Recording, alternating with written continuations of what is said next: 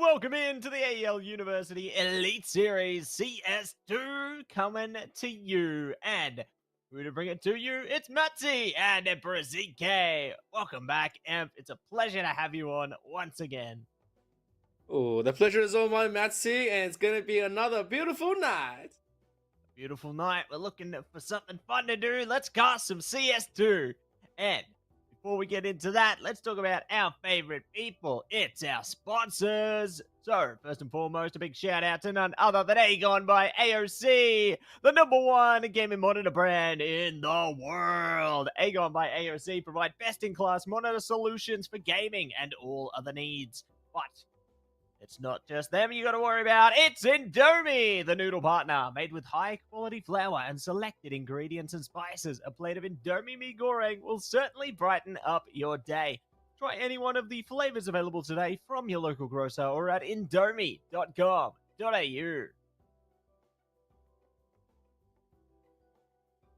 I gotta say, with them, it gives all of us a massive possibility for us to, keep on going with the show, and of course, making it the best of quality in production. And Matsy, please bring us through on what we have tonight. Well, I'm glad you asked. We've got big games, big games coming through. Trust me, it's going to be a fun time ahead, but we'll take a look at how things are shaping up before we get deep into it. As you can see here, UTS on top there. Very close behind is UCID in a second there. Following suit, it is a triple stacker or a quadruple stacker. If you think about it, it is Swinburne third, UNSW fourth, Monash and UOM all are tied up in a fifth there. And then seventh place are going to be RMIT, followed by Adelaide University. So keen to see if RMIT and Adelaide can make a stand this week, whether they're going to be able to get their first wins on the board. That's something that these teams desperately want to seek out. But sometimes it's harder than you might think. Yeah, absolutely. The games are very, very close, and of course, looking at the schedules tonight, look at this. The first one we have at 7 is RMIT versus Monash, followed by Adelaide University versus UCID. And then at 9 p.m., we have UNSW versus Swinburne. And of course, the final one, UOM versus UTS. And it's going to be a banger. All our questions going to be completely answered in the first two. And then we're going to see what's going to be the one to take it all the way to the top with the final two. So, yeah, it's actually going to be a very nice introduction to week number 3. Yeah, week number 3 coming in, and need to see exactly how it all shapes up tonight. And I'm always excited for the interviews we have after each game. I'm really keen to hear about all the players' insights, and maybe this week I'll be keen to hear about how every team's picked Ancient every single game. No, we'll see about that. But let's talk about the game coming up next, the first game of the night. It's RMIT taking on Monash. So, as I said before, RMIT, it's their game to win because they haven't managed to find a win this season so far. But we'll see if they are going to be able to do it as we take a look through their rosters. Yeah, representing RMIT, we have Lime, ICO, Astron, Venom, and Bin. On the opposite side, on Monash, we have Justin, RNY, Zach Joe, 5+1, and QCCCC. So it's going to be a very interesting one because we have seen RMIT versus UTS going down 13-9 on the last week. And of course, Monash, when you had a look, they versus Adelaide University 13-10, having a victory right there. It's going to be a little bit of a balancing act between the two where some has shown performance that's still in the means of adjustment, but some are already ready to go and just running for that first victory. So let's see what's going to happen on tonight as we go into it. Tonight is the night, and we are going to see it all unwind here. Mr. ZK, definitely excited to see what's to come out of this one. Excited to see which kind of RMIT, which kind of Monash we're going to see. But speaking of what we're going to see, Veto's on our screens. Train banned, Inferno banned, Dust 2 banned, Mirage banned, Nuke Ancient banned, and it's all going to be on Anubis. So, pleasant change, a breath of fresh air. It's not Ancient. Thank you so much, teams. You don't know what this means to me. Thank you. I mean, we we don't know how much we can escape from the ancient curse, but we will take it when we get taken to another map, especially since we have Anubis to kick us off. And so some of the seasons I feel like we get a lot of Anubis and very little ancient, but this is definitely one of them that says more ancient than Anubis, and we will take that reprieve. It's a lot more faster action and a lot more quicker in terms of figuring out what each team want to do. So let's see what are actually kicking us off with the knife. It's time to slice and dice, and already really getting the cost here, but thinking of the cost that come through. Monash pulling ahead, not for long. So halfway, oh no, and Bin goes down, but still Monash. Oh, there they will shoot their placed into this wonderful map here. As we jump into the game, they're sticking it out on T. Not a worry in the world. And Emp, it's time to go down. I can see some Julies coming out there, so you know they're going to have fun with it, don't you? Oh yeah, absolutely. If you don't begin the pistol with at least one member on Julie's, I don't know what game you're playing, right? There's always going to be someone that's going to be a little bit more crazier, bringing out the Julies. Sometimes it's all the team. But they are going to have a quick clash. The BkWhatOCE is going to begin, and they are going to just quickly jump him. It's going to take at least 1, 2 with Lime, and there is going to be 3 for the price of Bin. And they will keep on going. There's going to be one more traded out, and all of a sudden, it's 1 on 3. 5+1. Slowly walking up, trying to get himself to the side, looking for just an angle to plant, and that's going to be his main objective. He's scanning, looking, clearing all the actions, and I am pretty sure by the time he gets into it, there's going to be a lot of people, and so he is going to just do his homework, make sure he checks everything, and he's got plenty of time. There is an opportunity for him to actually get a kill. Yeah, look at this. Waiting, figure it out. Yeah, he's gonna get it, and that's gonna be all the action he's gonna be needing. Go for the plant. And yep, there it is. There it is. Bomb goes down. 1 versus 2. 5+1. Will they be able to make it through? It's going to be the tough one here.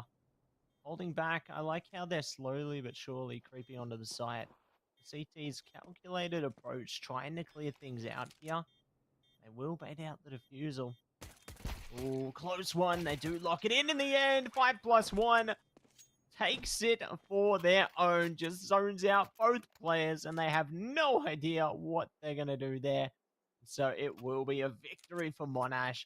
Really great patience coming through. That's a little bit crazy because that's a 4K straight up. Gets the plant, gets the kills. AK, there's no problem. That's got to be every man's dream. You know, it's just the best start. So, getting this one is always going to be a banger. He's quickly just throws out a little bit of nade, insert a little bit of something, and of course, when you talk a little bit of something, we have Lime representing RMIT with his signature, the Negev. Already purchased, ready to go as 5+1 takes out Bin. Yeah, we love to see the Negev signature weapon from Lime there. Eager to see if they can deal some big damage with it. Try and fight it back. They've already lost a player. They may yet lose some more. Justin trying to see if they can catch anyone. Getting scared by their own shadow, it would seem. But the bomb will go down. Still, a bit of a higgledy-piggledy round. You know, somehow some kills have managed to slip through there. And the last one, just not meant to be for Lime. Unfortunate, but, you know, it's hard to control that Negev, isn't it? Oh yeah, absolutely. I will say, like, if anyone's were to control it, it will be Mr. Lime himself. And as he's gonna quickly get another one, some of his team is gonna, get the silencer out, get the FAMAS out, and waiting for Bin's purchase. It should be no problem. Could be the full utility, but no, he's gonna also stick into BkWhatOCE, and this is gonna be fine. Like, this is the time where I think a lot of the people will be unexpecting that round number 3 is gonna be as quick as it is. But if you're Monash, fast entry is exactly what you need. As they're going to quickly open this one up, it's just going to be Astron trying to buy the time. And he's got 20 in the chamber, looking for the backup. As he gets flash, he's going to get taken down by 5+1. The rest of RMIT looking for entries. There is going to be a nice kill to Zach Joe. The nade used wonderfully to clear the smoke up, but there's going to be a little bit more for them to deal with if they want to walk up. And yeah, there's the bomb. And RMIT is going to try to figure to walk this one back up in, though. Waiting for the smoke. Might just get completely derailed here. I don't think he likes that choice very much with RNY. That's a nice cover. That's a trade everyone else, and that's going to be Monash locking down number 3. Locking in number 3, and we'll see if they are going to be in through 4-4 as well. They swell past with confidence, sticking out RMIT onto an eco. We'll see if they are going to be able to find some kind of brilliance in this eco round. You know, maybe this is their time to find their spark. Or whether it could be falling back. Eagle out. Venom trying to spot someone downtown here. Astron as well in support, but they aren't going to spot anyone as yet. Good smokes to at least isolate them for the time being here. It's only early days. The utility battle has not even ended, but there's a spot. The alert comes through. It's time to lock in. Locking in. I see it right now going with that's the pistol. Trying to get a dink. Doesn't get a 5+1. Is going to quickly shut him down. Looking at the site. Clearing. 80 is pretty good right now. Waiting for the long distance. There is going to beat the target. But there's going to be a 3-on-1. And there is going to also the utility completely stop him out. Now he has a choice. Either you back off and run. Or you try to stay in the smoke and get a trade. Unfortunately, he's going to be taking the lateral route. He says, no way. I'm going to stand right here in front of the smoke, waiting for anything that's going to come to me. Bing says, I'm locked down, locked in. And the most of RMIT is just playing for the exits. They don't really have a means to do anything else like defusing, but they will take the kill. There's going to be 2 right there. They will keep on taking.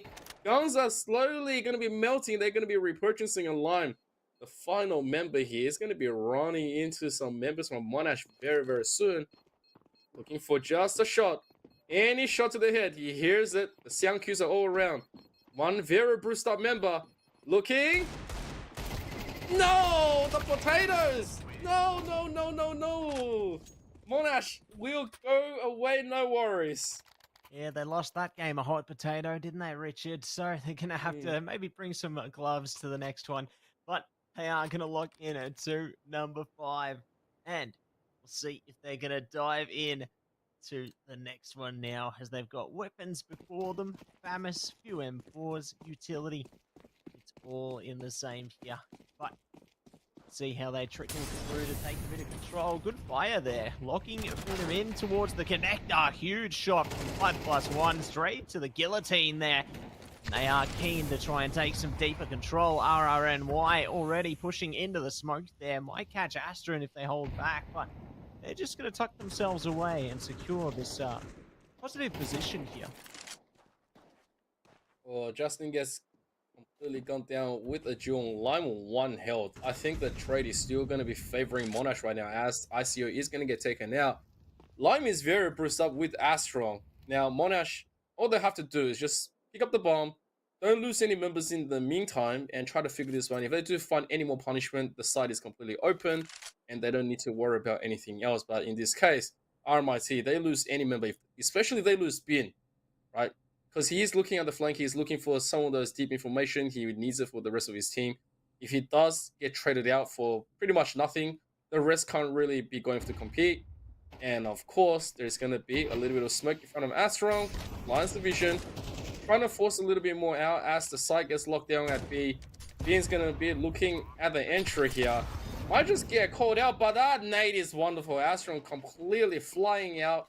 Bin also taking out a target, which means that there is still an opportunity waiting for Lime to rejoin him.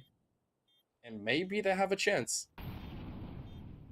Their chance could be here if they just work together, but they're going to be falling apart. Great way to open for the T's there. Util still favoring them as well with the smoke. Bin, the only conclusion here. Just send it back, get sent back, and keep that AK and a bit of util and armor they have into the next round instead. I think they can definitely make some good strides with that, but they're locked out of it. 5th round in a row now for Monash. You can tell they are confident in their T side, but whether they can carry this momentum towards the end of the half is really going to be a big test for them, because I know that some teams, despite getting an early advantage, do tend to fall apart once they switch sides. So very curious to see if this will continue leading to the end. But Speaking of leading to the end, one more thing that's consistent, Amp, is the Negev. Oh yeah, if anything, Mr. Lime is always going to be the one to take us all the way. As ICO gets taken down through that smoke, Zach Joe was just testing the waters, yet he was able to lock a target down. The nade also just binding a little bit of clearance on util. Astro, I think he did get flashed a little bit, wisely retreated. Don't really want to do anything else, but that is the timing of uncapable. RNY gets cleared, but Lime on that Negev gets 2 kills, and he will take that one instantly, redeeming himself as 5+1 finds Phantom onto the back. They are going to be pushing the side 3-on-2. They know the rough positioning of RMIT, and they know there's at least a Negev here, and I think they don't really want to reroute as well. They are pretty happy to contest here, saying, all right, we'll throw the rest of our stuff at you. What else do you have? As Slime goes down, Beans the final member. He has to do it all. Try to get something through. 1-on-2. What can he do? What can he do? What can't he do? Let's see. They are going to be able to pull through. Oh, they're not going to do much. Looks like it's just a repeat, Amp. Essentially just going for some exit kills here. And just to hold back towards CT spawn. So I can respect it considering the state of their economy again now. Like, they had more money last round, but now they got much less in the tank. So at least they can keep a primary weapon again and the armor and util, but still, it's just really troublesome for them, isn't it? Like, they're put in these really tough situations repeatedly, but at least they can keep that primary into the next one to keep themselves with a little bit of a power booster in their arsenal. But we'll see how they go under the leadership of ICO. Are they going to be able to strike back here? Well, considering the state of all the money and guns, it's going to be a rough one to be contesting. But Bin going to try his luck through the mid. Now, last time, it was disastrous for RMIT. And we don't see RMIT get taken down this far down, especially with such a deficit in round difference. But, you know, you never count them out. As the Molly is going to take a little bit of damage onto Bin as well. There's going to be some pre-fire. Bin not really too much in a position to be contesting here, so he is wisely going to back up as well. Of course, Lime here is going to get mollied up, and Negev is going to go back just a little bit. You know, the flames tickling him, but of course we know there's exoskeletons inside. The machine of him doesn't care. He just wants to gun his opponents down. As Phantom here is going to try to find maybe something of a support. As he's going to get smoked out, here comes the rest. See if they are going to be able to hold on to the rest now. CT's managed to actually hold strong for now. Great trades coming through from Lime there, but they are going to be primed to stab to the back from a connector. The Monash side, a maintained course here, settling in for a 2v1 on the retake. Astron, one Deagle, and a Dream.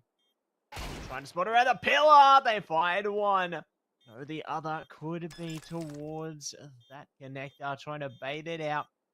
We'll see if they can manage it. Yes, they can! At long last, it's a stab in the dark. The light has been found at the end of the tunnel. We are back for RMIT. Oh, and they will take that one with a breath of relief. They are just absolutely thinking, waiting for that one round. This could be the one that has settled them all. Economy-wise, still not as stellar as you would like them to be, but they will take it. There's going to be at least an AWP on ICO.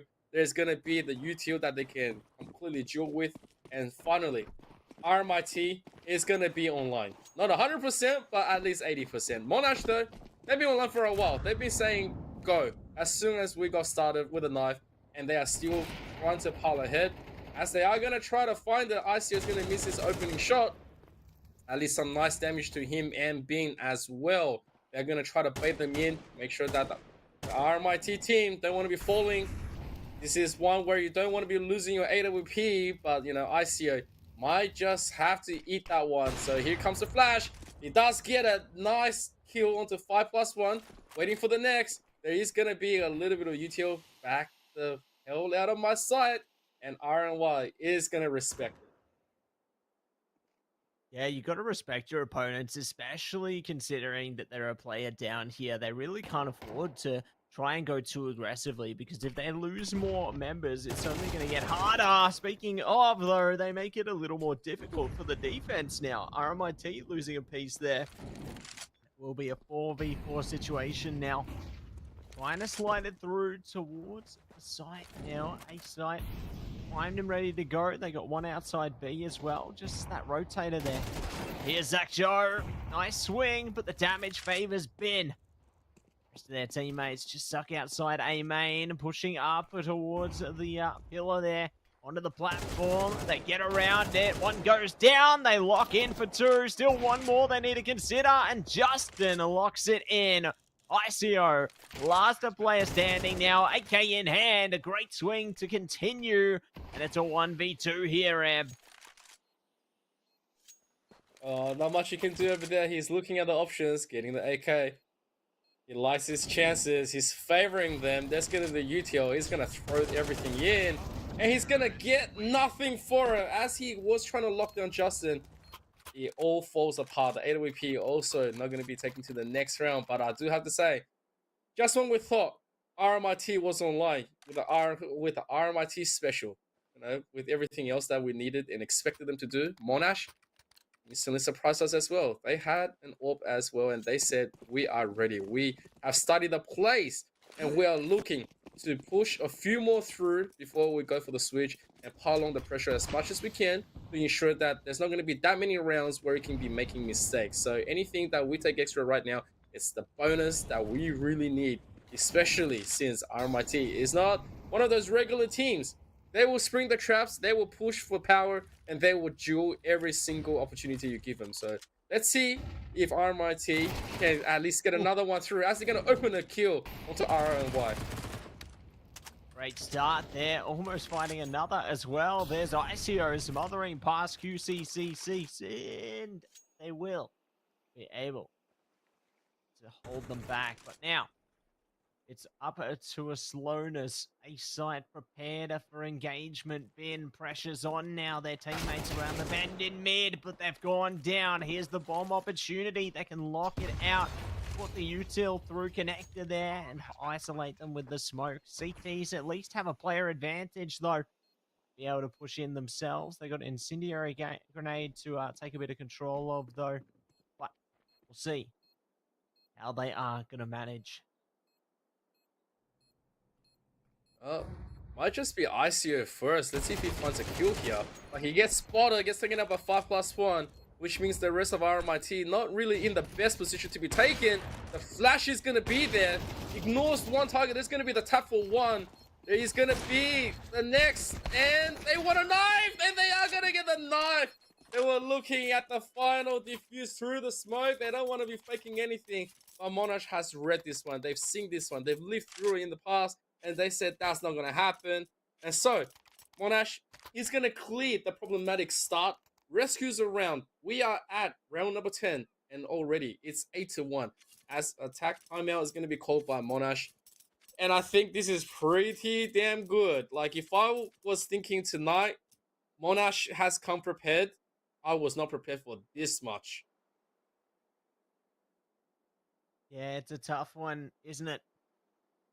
Really managed to lift themselves up through this series, and RMIT just left wondering what can they do at this point. You know, like, they need to really lock it in, see if they can wipe something out here. You know, maybe just put a tissue on it and it'll get better, right?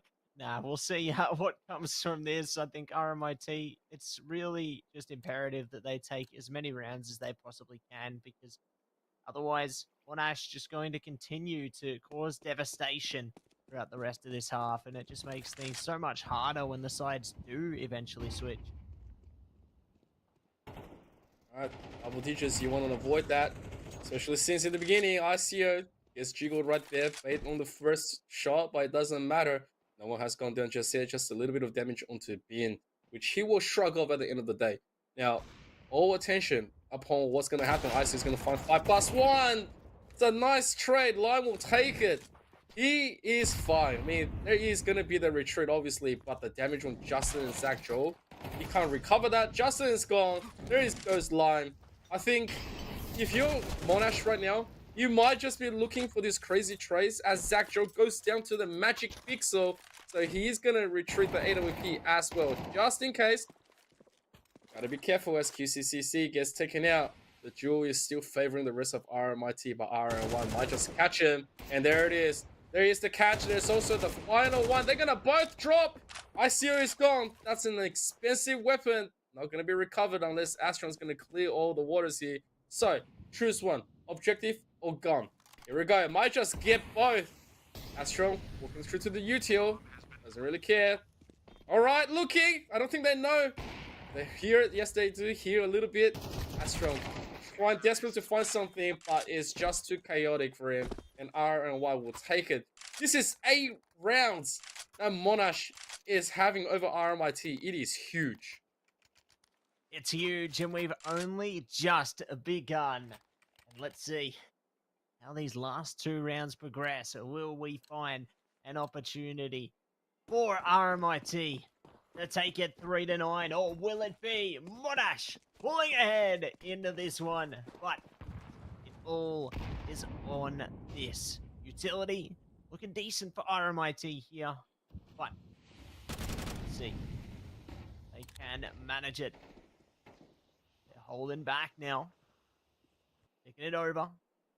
5+1 goes down. So decent start for RMIT. Starting off on the back foot, but they managed to bring themselves back for a second. Slow it down though, Amp. Just slowing it down. Let's see if they can manage to find a way back in for Monash here. The A site is prepared. They might have a way forward here, but there's the answer. QCCC delivers, and Justin follows up.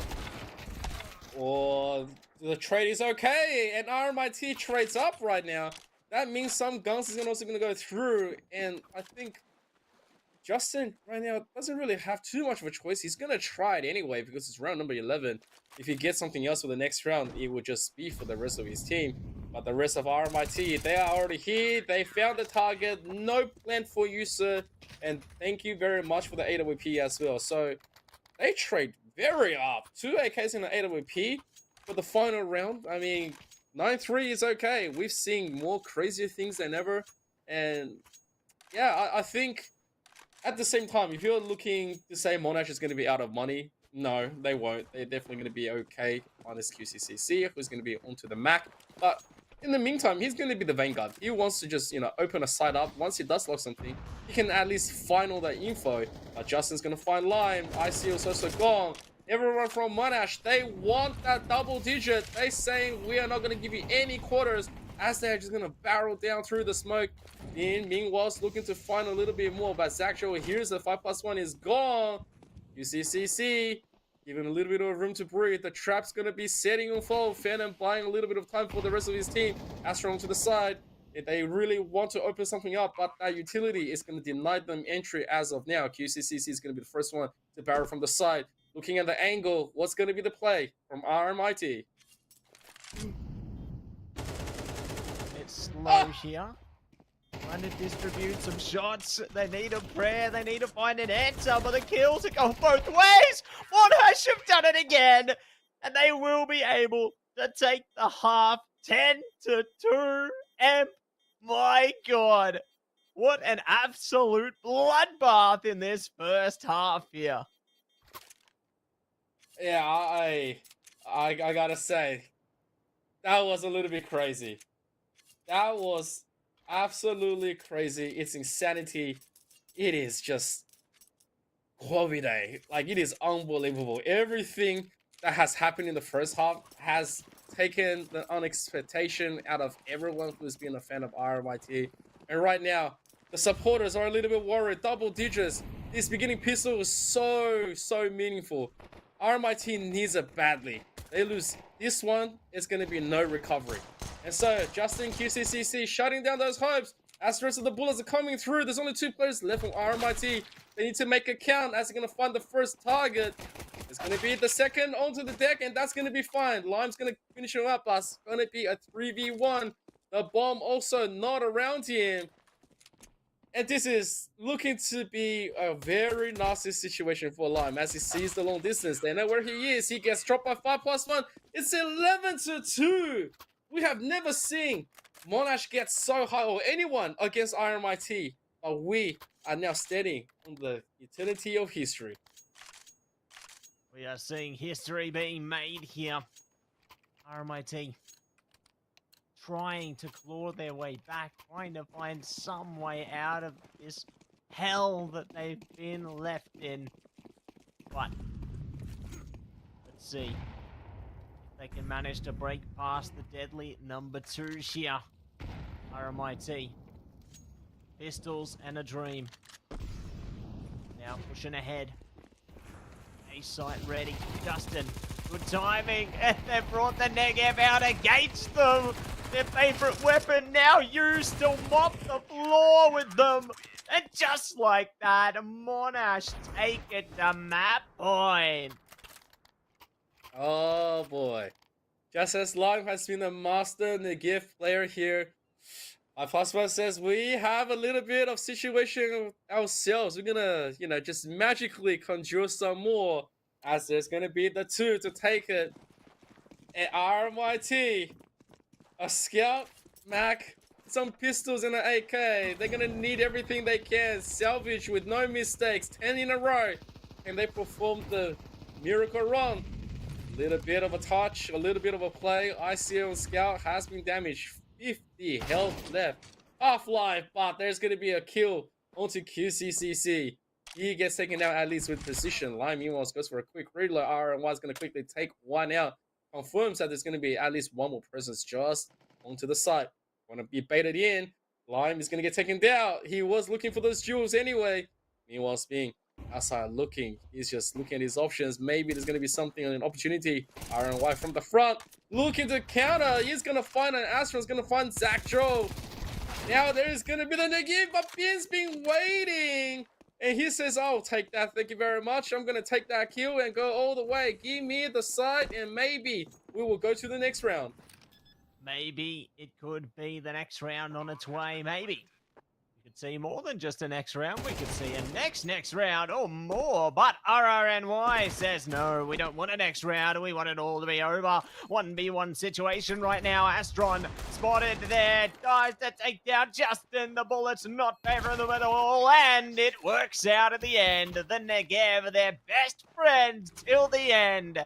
And they will lock it in for 3. But 3 is a magic number for sure. But I don't know if it's going to have enough magic to allow them to soar here. They need to really hold on to every single round if they want to go for OT, RMIT. Monash only need 1. All right, let's see it.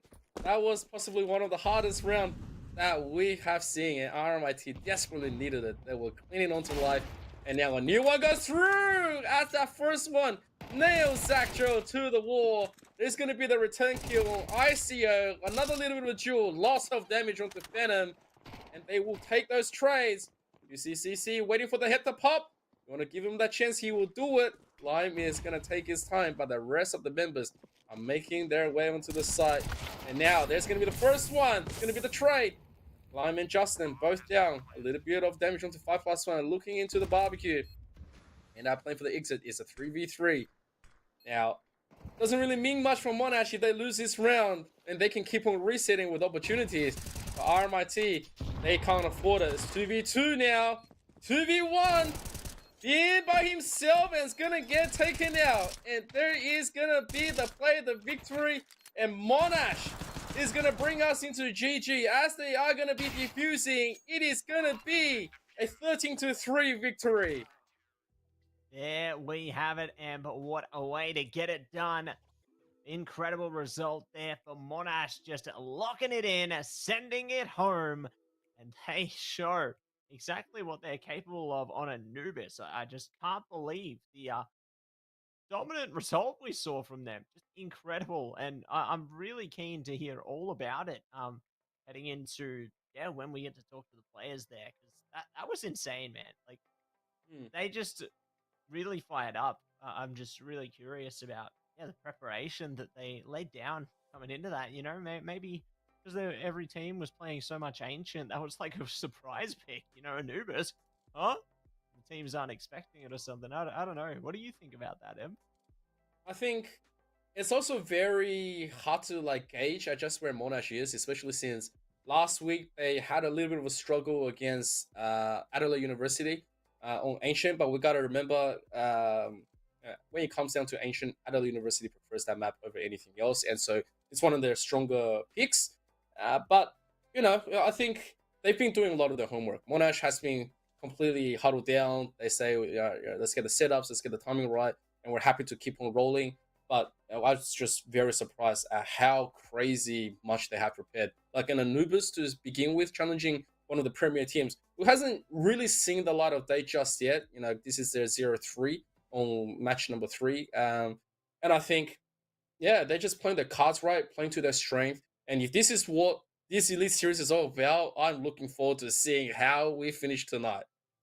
Yeah, I'm looking forward to it as well because we've already started off with great pacing there coming out of that first series, and it makes me shudder to think what's going to be coming through for the rest of the series tonight as well. You know, we've already seen an Anubis pick come out of the mix there, and it's not ancient, so things are going absolutely great from my perspective, just on maps alone. But I won't speak too soon. I'm sure there'll be an ancient. You know, I'm sure it'll come eventually. No, maybe not. Nah, it's gonna be good. I think we're gonna see some super exciting matches. I'm keen to see, I guess, how the leaderboard shapes up, especially with like scoring like that. Monash would be chuffed, you know, because RMIT very low scoring in that one, so that's really gonna allow Monash to push ahead quite a bit more, you know. Yeah, I think you know if you are on a 0 run or 0 win run right now, you want to at least make it close. So later, when you do pick up a few more wins, you can balance yourself out with a higher teams that's been winning week after week. But the thing is, if you get settled back by like a double digit, and then the rest of the matches from the more competing teams are going to keep scoring ahead, that's going to be working against you as your climb is going to be so much more harder. And it looks like you're going to be playing on the most hardcore difficulty in every game. All right. So not only do you have to win against the opponents, you have to make sure that you win them by a lot of rounds as well. So for the viewers that don't really understand that format, your round wins, round losses actually takes into that consideration as well. So, you know, winning is great, but winning by how much is going to propel you even more further in your heights, or it's going to send you straight to hell. So there's going to be a little bit of that argument here and there, especially based on your early performance. Teams that's been doing quite well is like UNSW, UTS, UC. They've been able to pull ahead quite far when it comes down to just general wins. But in the beginning we had like a quadruple tie as of now. So that's going to be changing very soon. Yeah, I think there's going to be a lot of changes on the horizon, aren't there, Amp? And yeah, it always just makes me excited to see how they're going to progress and how I suppose the teams will adapt around them. You know, I think it's going to be all fun and games ahead of us, Amp. And, you know, maybe we might see everyone's dream come true and see, you know, Ace rotated back into the map pool, Mirage rotated out after years. Nah, I don't know about that. I know I saw online, you know, they kind of teased that, you know, but enough about that because we have one of the players, one of the men of the hour. It's QCCC. Hello. Can you guys hear me? Sure can. And it's great to have you on tonight. But QCCC, I gotta say, what was the practice routine coming into that game? Because that was just absolutely crazy. Yeah, we practiced more than last year. Oh, you guys definitely practice, yeah. We didn't play very well in the first week. There were a lot of like voices in the team, and the communication was messy. Oh, okay. I can understand that. Okay. Well, obviously, congratulations for winning, and it looks like you guys have addressed the earlier issues from last year. You guys are looking really good. What promoted the change? Yeah, we've been training a lot these past few weeks, and which we didn't do before. And with 5+1 back, I think we are getting better and better. Yeah, and it's important to really, just keep giving it your all and playing your best. And I suppose heading into the future, could we see, some other maps like Anubis coming through? Could we see like a train come through from you guys or a dust? Like, yeah, how diverse do you think your map pool is? Yeah, we try to practice train more. That's good. That's what we like to see. And Emp, Yeah, I also can't tell you guys the map pool. yeah, got to save the Yeah. strats. I get it. Yeah, let's see. Yeah, definitely keep your secrets to yourselves. We're looking forward to obviously some more bangers, but of course with all of our questions that we do go through, I just want to have a quick insight from you. Looking at the current state of the teams, who do you think are the toughest opponent for you guys? You see it, I think.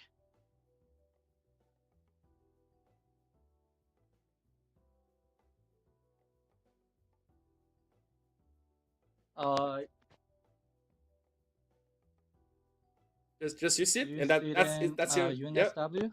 Like last year, we lost to them. Fair enough.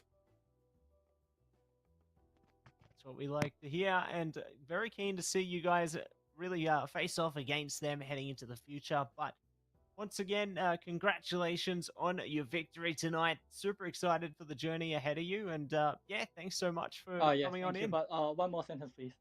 Yeah. Yeah, we got revenge on MIT because we lost to them last semester, and 5+1 said easy.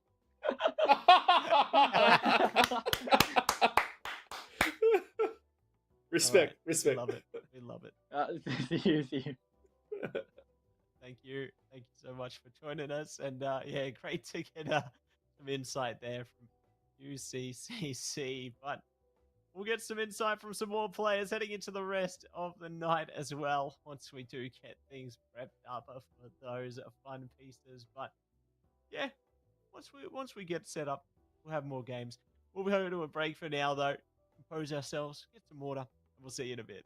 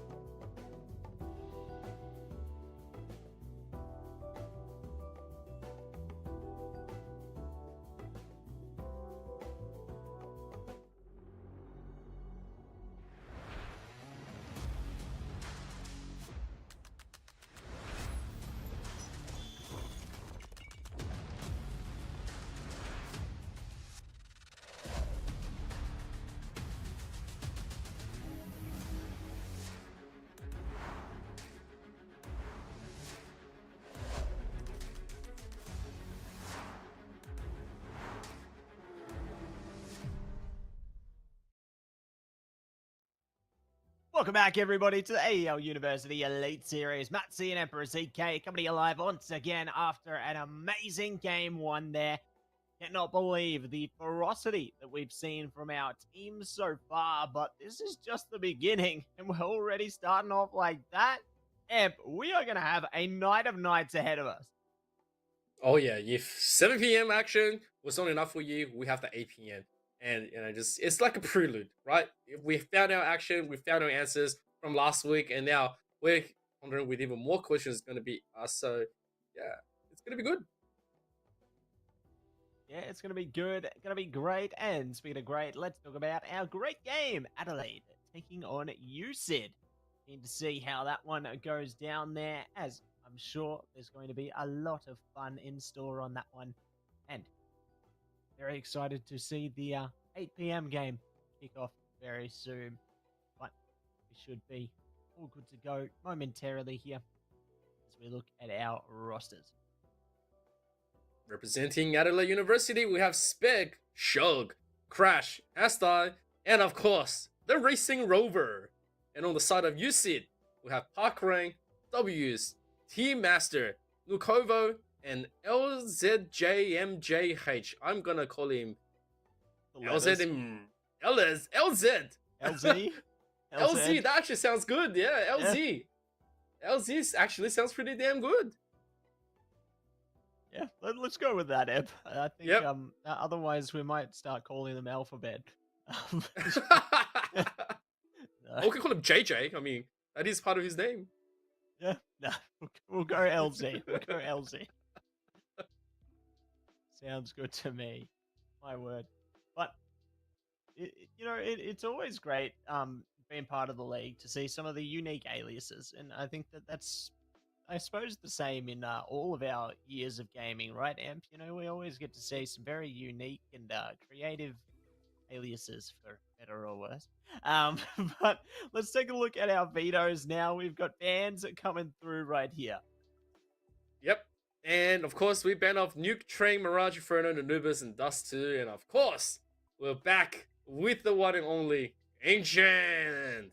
I mean, we always play Ancient. We love Ancient. And right now, it's the staples, it's the flavor of the month, it's the flavor of the, well, I guess, going to be for the whole year, where every competition you're going to be seeing it at least once or twice. And I will say, if you're not stranger to CS, you got to just be dealing with it. If you don't have a good Ancient, you're going to be picked apart. And talking about picking apart, both of these teams heavily favorite towards Ancient. I mean, when we've seen Ancient being picked before, when you just got back added to the draw, we didn't see that many plays, but these were the two premier teams that said Ancient, it's our home. So let's see how they're going to be bringing to the action. Yeah, curious to see how they're going to bring their plans to fruition here. Ancient coming back. Oh boy, oh boy. I knew it would be somewhere, and here it is. Too soon before it, but regardless, we're getting into the map here. Adelaide taking on UCID on Ancient. Knife round is a go. Now seeing the players rushing in through the water there, down towards mid, ready to pit themselves against one another. Ready to strike hard, strike fast, and see who can take the W. It looks like it could go either way at the moment, but UCID pull ahead. Parkrang bringing the pain. I think UCID will definitely like this one. On the starting, they've been able to get a lot of advantages. Parkrang has been the one to gravitate towards their team's victory, as they're going to quickly switch onto the CT side.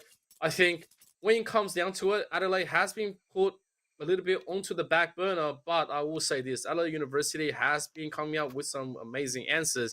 The team synergy has started to work up. Last week, they were able to go the distance with Monash, who we saw earlier today. And hey, look, it's a 13-10. And so they might be able to find a little bit of a stack coming in as they're going to quickly barrel to the site. Parkrang and Team Master holding on. LZ also, little check-in. There's going to be a snipe on Parkrang and he will take them all. Final one, it's going to be Shug.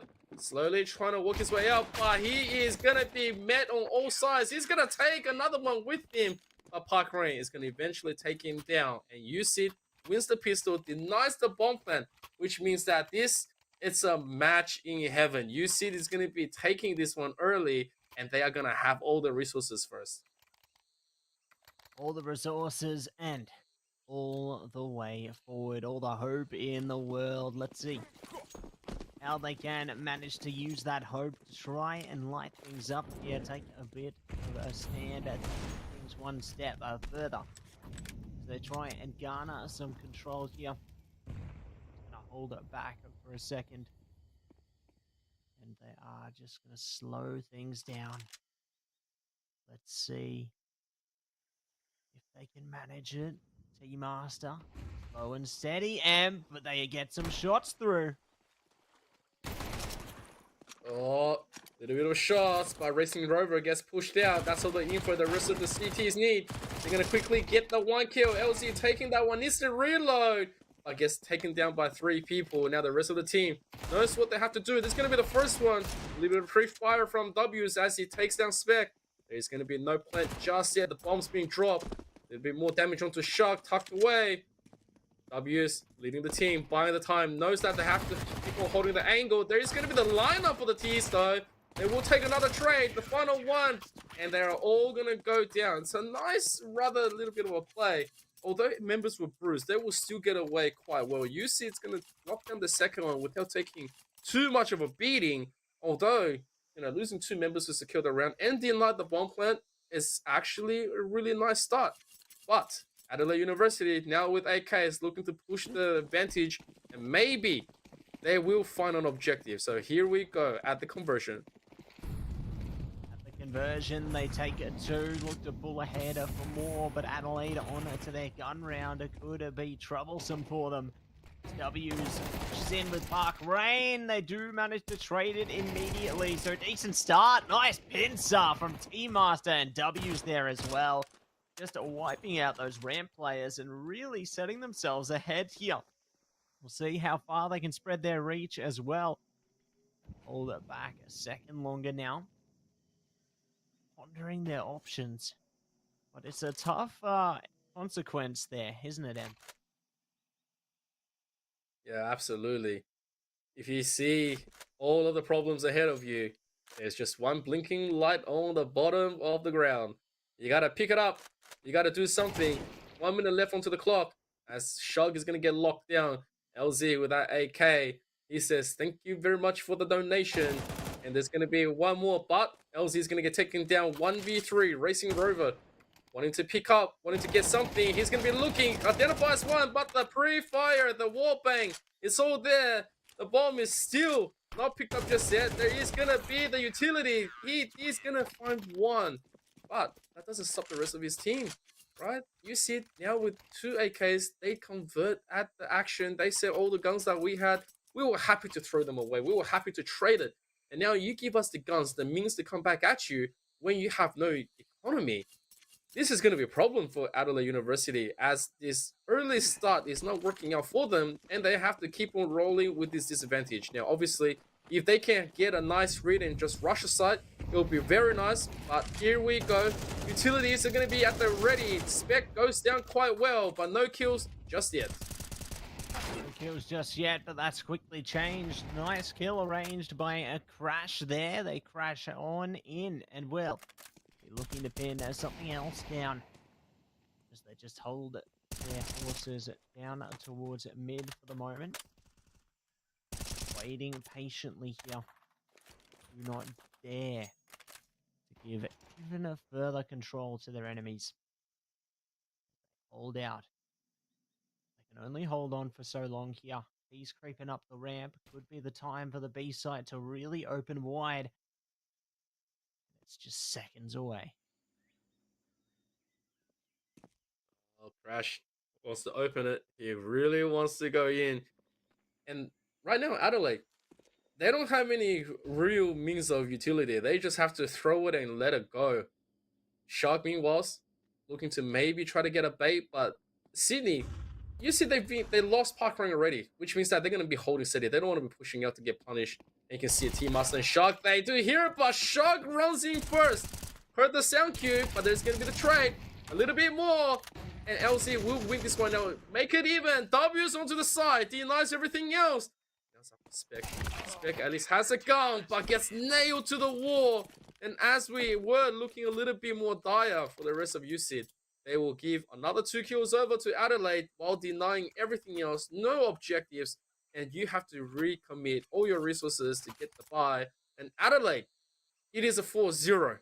It is something that they are accustomed to. They say, you know what, we played with disadvantages before. We are on the challenging side every single round, and we might just be able to take it down.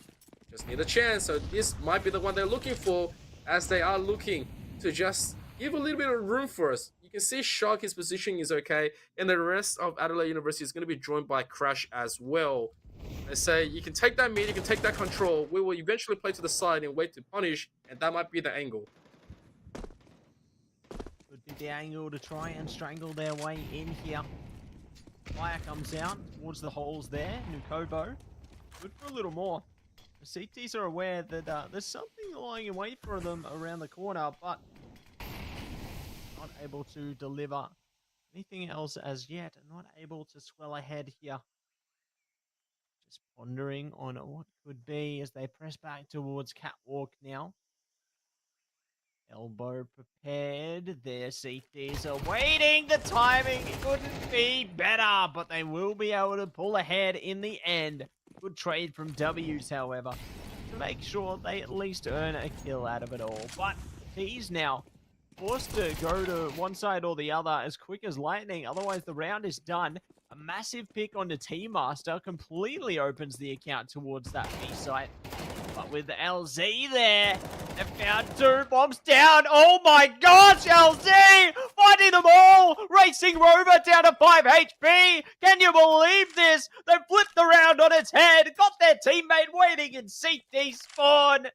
I cannot believe what we are witnessing right now. And just like that, you said hop ahead for 5.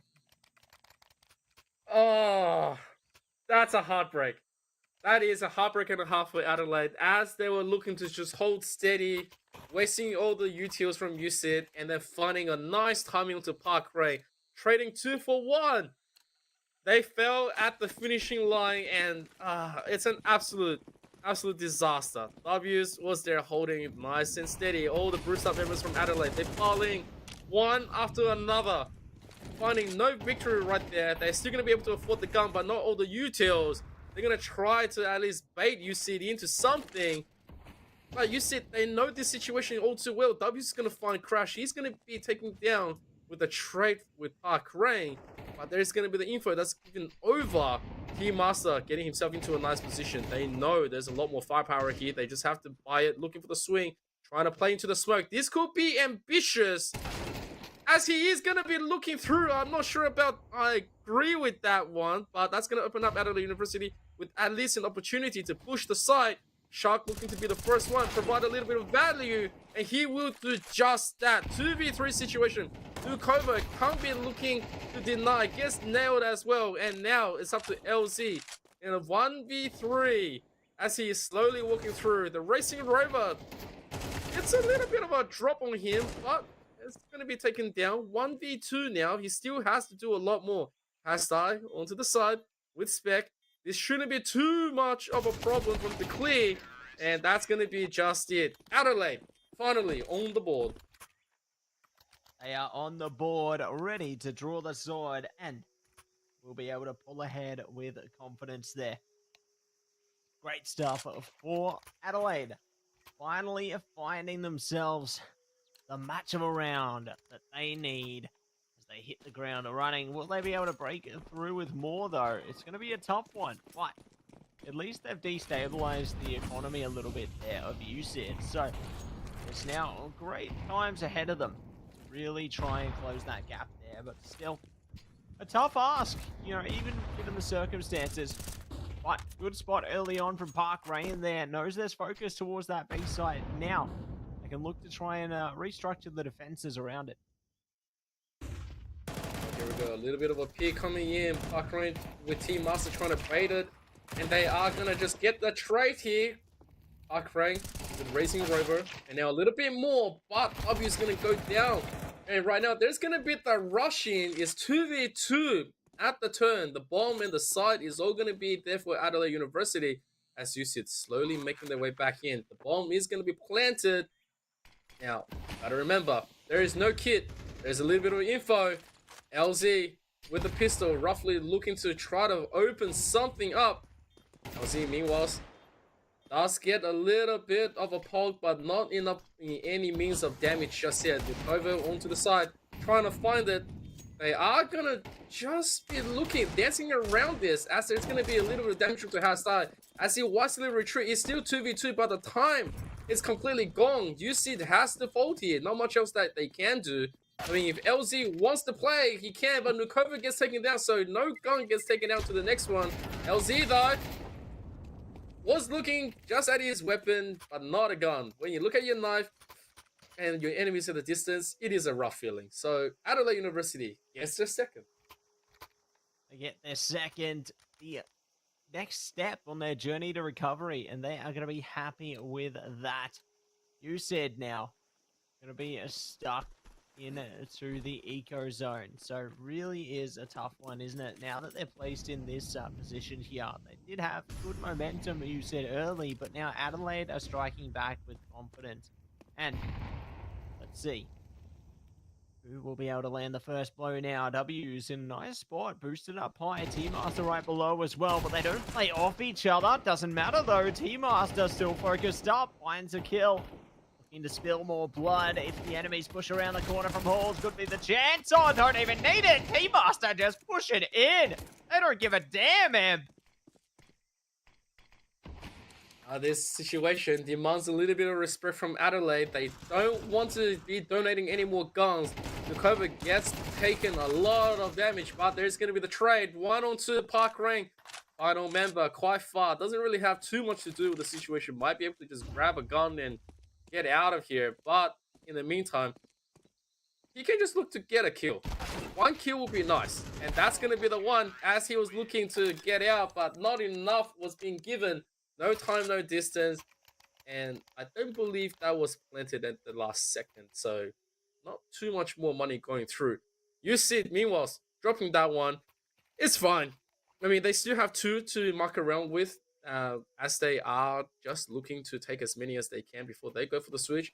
But I will say, Adelaide has always been the challenger. They've been looking very strong this map. You pick Ancient and they will keep on playing really, really well. Waiting to get a little bit more time as they are looking to keep on punishing that nade though. Was not throwing away that Park Ray might have liked, but he will still continue to live with it. Doesn't really get a lot of spot. No information being given to his side just yet. And yeah, we'll see if Adelaide can get some more. See if they can manage to take the opportunity here.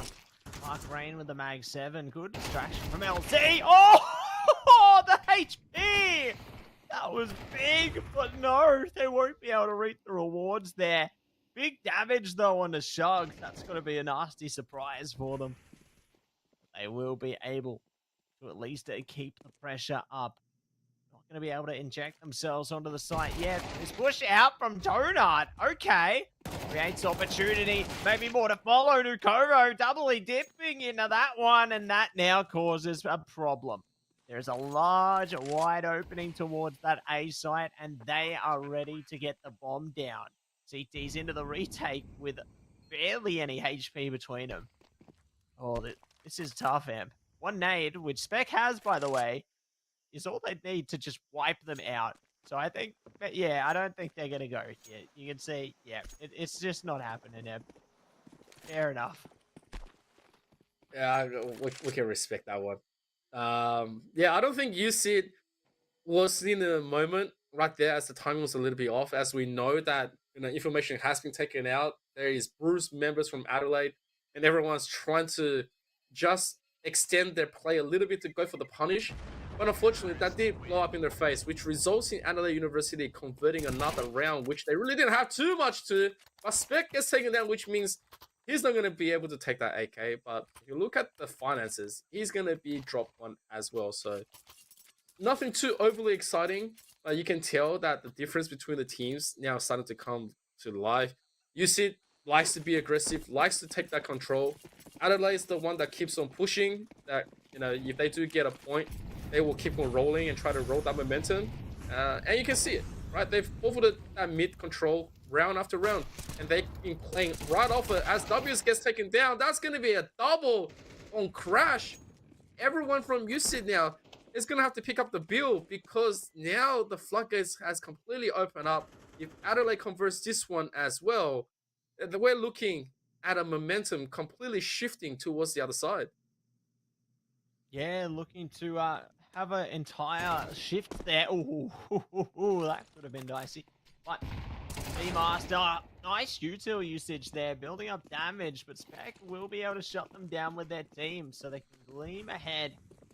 Look to steam towards either side here. Park Rain and Nukovo, the pressure is just huge. Fire pushing them out, it's tough, and they don't even manage to get anything else out of it. So, unfortunate, but Adelaide are going to be happy with that. We'll be able to get the bomb down, leave it all up to Park Rain to try and deliver some kind of an answer. Nope. His answer is going to be the sound of silence at the moment, because he knows he doesn't even get a chance onto that side. Time is ticking. He's looking for those exits. Looking at maybe something. That sound cue. Hang on. At least throws that util. He's looking for the burn. And he gets nothing. Absolutely disastrous. Where he was looking to maybe just save a gun, find at least one kill. He was not even given that. And now, yep, that's a rather tough one for UCID. We saw them roll and steam ahead 5-0, getting everything that they were hoping for. But at the 5, they trip, and the rest of Adelaide punishes, and they punish really well. 5 apiece, as this second match is getting more heated. Certainly is getting heated up, and definitely eager to see how it continues to heat up, you know? We are going to be seeing all kinds of different momentum coming through on the screens before our very eyes today. And I really love how, you know, they managed to get the early momentum there, but it's just shifted entirely. And it's great to see how close these teams truly are into this matchup and what they're really looking to deliver to one another. But very curious to see where we'll end up heading towards the later stages of the series as well. You know, whether we do see an entirely different team or whether it could be something else entirely. But looks like we are going to be unpaused into the game. We're back and we are so ready to see who can take the lead here. If you look at the rest of the economy from UCID, it's not doing too swell right now. There's going to be at least another Max 7 picked up on Park Rank. As, you know, the rest of his team, I guess this is just going to be one of those rounds where they will take whatever they can get. The action is that on Adelaide University. If you want them to come in without resources, without any information, you pick like this as Park Rank. That headshot is beautiful. As I meanwhile eating the brunt of it, is going to be just hanging his head up and say, well, that happened. And then at the same time, looking to get a little bit more. The racing rover gets taken out. They want to chase down Spec, but Spec takes double. Well, it's a good denial, but W's is still going to be holding strong as he's going to quickly retreat. The nade is also not going to be able to find their mark just yet. And buying a lot of time from UC, Adelaide says, maybe we will quickly go back to the other side. And we will. If this goes through, UC is going to have a poor order to deal with, especially since W's is quite low himself. Park Rank hasn't been able to pick another weapon just yet, as there is going to be the play. Park Rank now calling for the rotation, looking for the danger close, but he gets taken down. Spec realizing that one, and he will be just getting a little bit of a reprieve as the rest of UC, they are here. There's a little bit of sound cue. Spec into the corner, waiting for the flash. Might be pushing in. T-Master looking at the angle. Spec, meanwhile, knows, clears. There's going to be the touching. Here we go. What happens? That's going to be the first one. T-Master has the complete kit. Looking for the defuse. It's going to be the first one. And he has... Oh, I was about to say, he has completely gotten himself off, but he will also close this one up. And you see it recover around much needed to complete their set. Great recovery, and finally, they will be able to get a round back here. You said it was a tough one. You know, 5 for 5 on both sides, but they do manage to find a light at the ends there. themselves ahead towards the lead. Will they be able to hold on to it though, or will it be a fully tied scoreline in the end of this half? Adelaide certainly making things look like that could turn into a reality, but it all depends on how the round plays out, doesn't it? We'll see how the util will dictate the way the T's place themselves outside of mid, outside of B. They're just settling into default positions for now. To give up an opening just yet, but that opening could be right around the corner as they start to pull in. Alright, the smoke is just gonna buy a momentary cover right here. Master gets a little bit of damage onto him, but that's a lot of information going over. Nukova, meanwhile, is going to be holding on to this one, checking spec and the rest. They are going to flash up, looking at it, looking for the trade. 1 man's health for 3 men's health. We'll take that as it is, but the rest is still an extra body, 2 extra guns, and they will live with it. You know, there's just a lot more. Parkering, meanwhile, with the signature. He takes 2.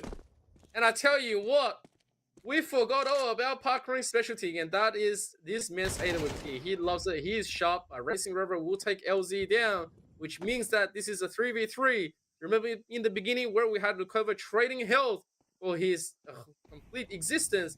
Is that the rest of Adelaide right now is bruised up, but what's Bruce got to say to a headshot? It is going to be Adelaide. Wait for the plant. T-Master, meanwhile, staring at the back. It's going to be looking at the first one, missing the shots, and he gets taken out. This is a 1v3 for Park Rank. He has an AWP. He has Fizzle. What can he do right now? He's praying. How much does his karma stack up? As has died, looking, marking him. There's confirmed. There's the first kill. Looking for the wallbang. Doesn't get it. Does not get the second one. And we are tied up for the half. 6-4-6. This is absolute cinema here, Amp. Can you believe how close this game has been? All tied up in the end there, and so excited to see now that the sides are switched, who's really going to be able to pull ahead? Who has more confidence heading into this second half? And who will be able to take control heading in to the pistol? But the Julies are out, Amp. They've got the nade flash on Shug there, so curious to see if they can shove this one. But Elbow already, they're opening the account. LZ taking damage, back ready to take some more as well. Pushing straight into it. They trade it 1 for 1, and the parade has just begun. Oh, here we go. They are gonna all come out like lemmings, and they will take another trade as they lock the side down. The Beretta from Shug. Here we go. And the Shug gets something else out right now as he's going to get one. Coco is gone. Here comes the second. Oh, it's going to be Park Rain. W is completely locking house side down. There's going to be the replay. They realize what the position is going to be. There's going to be the dink, and eventually Park Rain wins that one now, which means USID is going to get another start. They got the pistol. They're going to start rolling the round. They have everything they need, and so the economy goes straight up. And W's has the Berettas, they have the AKs and the Galil. Oh no, they had the Galils refunded with the AK. And I tell you what, I can respect it. If you are going to be the one to be running around with the AK first, you got to be the one to carry everything else, the hope and dreams of everything. But if you're at Adelaide, it's going to be waiting and biding your time again. Yeah, they're just going to have to bide their time. See if they can manage to glide ahead here. Very curious what will be their objective here and how they are going to be able to hold on to it. But Adelaide, they're doing a good job to just hold patiently for the moment. You know, USID, I think they're one and the same. They're waiting for a potential push from the CTs, but they're not giving it to them. So USID, if it plays out like this, they're going to be forced to make the first move sooner or later because the pressure is against them to get on the site, really, and to get that plant down. But speaking of pressure, you can see that a couple of players already are pushing up through the lamp room there, trying to see if anyone is playing outside towards the ramp, perhaps anywhere close by. No one revealing themselves even still, but the T's, I like this stack up. They're looking to probably go for a swift, overwhelming play, and the util, it speaks volumes. Here we go, Em. All right, I mean, you're going to fish for that info. And the rest of USID, they're just gonna open the site. I mean, yeah, sure, you've been able to get some info, but the rest is that you don't have the guns to deal with us. We can take these jewels onto the side and continuously trade. Where you think you don't buy utils to confirm something, you are dead wrong. And now it's just up to Shug. I mean, maybe he can take W's here because he's gonna get the drop, gets a weapon. It's gonna be a Galil. You know, that's cute and all. He drops a flash, try to find something, but that's pretty much it. The rest of UCIT, they were just waiting for the surprise. They were waiting for Adelaide to maybe say, all right, you know, we have info, but what else can we do? We're spread a little bit thin, yet we don't have the reactive. And whoever thought about this, it's a mastermind. It's a complete gambit where they say, I'm going to surrender the map to you. Here's the control, but at the cost is we're very stealthy, right? So you still have to see, are you going to be out of position or are you going to be completely, you know, just grabbing our ambush by the tail? And yeah, so as we have a rather fast push now, it's going to be Hastai looking to maybe get a kill here. He missed and whiffs, but he's going to still get a kill into T-Master. As he gets pushed down, he is still very healthy. You know, when he moves, it's fine. And now the rest of you sit with one member down. Not really too much steam taking out, but they will say goodbye to the side and rejoin the rest of Nukova and LZ. Yeah, look to regroup, re-establish themselves here towards the site, ready. See if they can get away with the fight. B site is the place to be right now, and let's see if they can make this one. There's a similar setup to last time. We saw this delayed push into the util and into the push. So, taking it slow, here it comes. Util over the top. They're trying to lock down the line of sight there. See if they can have easier entry, but Crash makes sure to stop them nice and early into the piece. Playing around the pillar, find one more, traded eventually, still putting the CTs ahead here, but they don't put the round to bed yet. Bomb on its way here, not down quite yet. Really have to focus on the kills as well, don't they? But now, keep fading out that bomb plant. They need to lock it in one way or another, but seems they don't care. Still going to be fighting on. Maybe the baits have worked wonders for them here. Astai trying to stop them as well. Massive damage on a Park Rain. And it's all on to the 1v2s here. My gosh.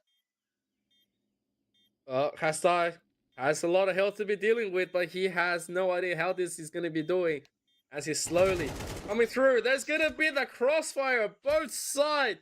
One man so healthy, not able to get anything else done, and he had no choice but to push. Time was definitely against him. He had no kit, and he says, all right, you know what? Just maybe there's a chance. But UCIT was well prepared. If we thought they were losing their steam, I do say UCIT has that strat where they're able to keep on pushing and they will trade. As they were sacrificing all of their pieces on the board, they're able to get the bomb and get the kills, and it's crazy as the economy is going to continuously be building up for them. There's going to be a kill. Hastar's going to get pushed this time. He's not going to be able to get away. And this is going to be the side completely open up for UCIT as they're going to pepper into spec. They take him down. Now they lock everything else down. Fire to the temple. And they say sacrilegious is not the way. But when it comes down to us, we will take it anyway. So respect this site. And yeah, just give us this round. Yeah. Give them the round. We'll see if they are going to be. They push in. Nice shove there from Shug. Taking at least one down. Might be able to catch another exit if they play their cards right. Park Rain, though, pushes around the corner and says goodnight. Crash, last player standing in Donut, will slowly fade away towards mid there. See if they can get in towards the house. Maybe catch someone on the exit or just get further away from the damage is what they're going to do. So, you said, good for double digits now. All they need is 3 more and they will be our victors. Adelaide still have plenty of potential though. We'll see if they can bring themselves back. All right, we've seen Adelaide do this before. We've seen them do many, many things. They just need one opportunity and then they will start pushing in the rounds. And, you know, Shug, he does have an AWP. Could be something that they've been waiting desperately for, getting that economy as they're going to look to take control of that mid. They don't want to get over aggressive. Spec, meanwhile, jumps through. All that burn damage translates to his death eventually. Nukovo gets taken out through that mid as they were transitioning. Racing Rover now he has no choice but to quickly give up position. Meanwhile, UC, they do have it open, but the thing is, they're all leaning towards this B push again. They're all looking. They might be punishing just a little bit through the lamp, but at this second, as they take control, they are waiting for a bait from Adelaide.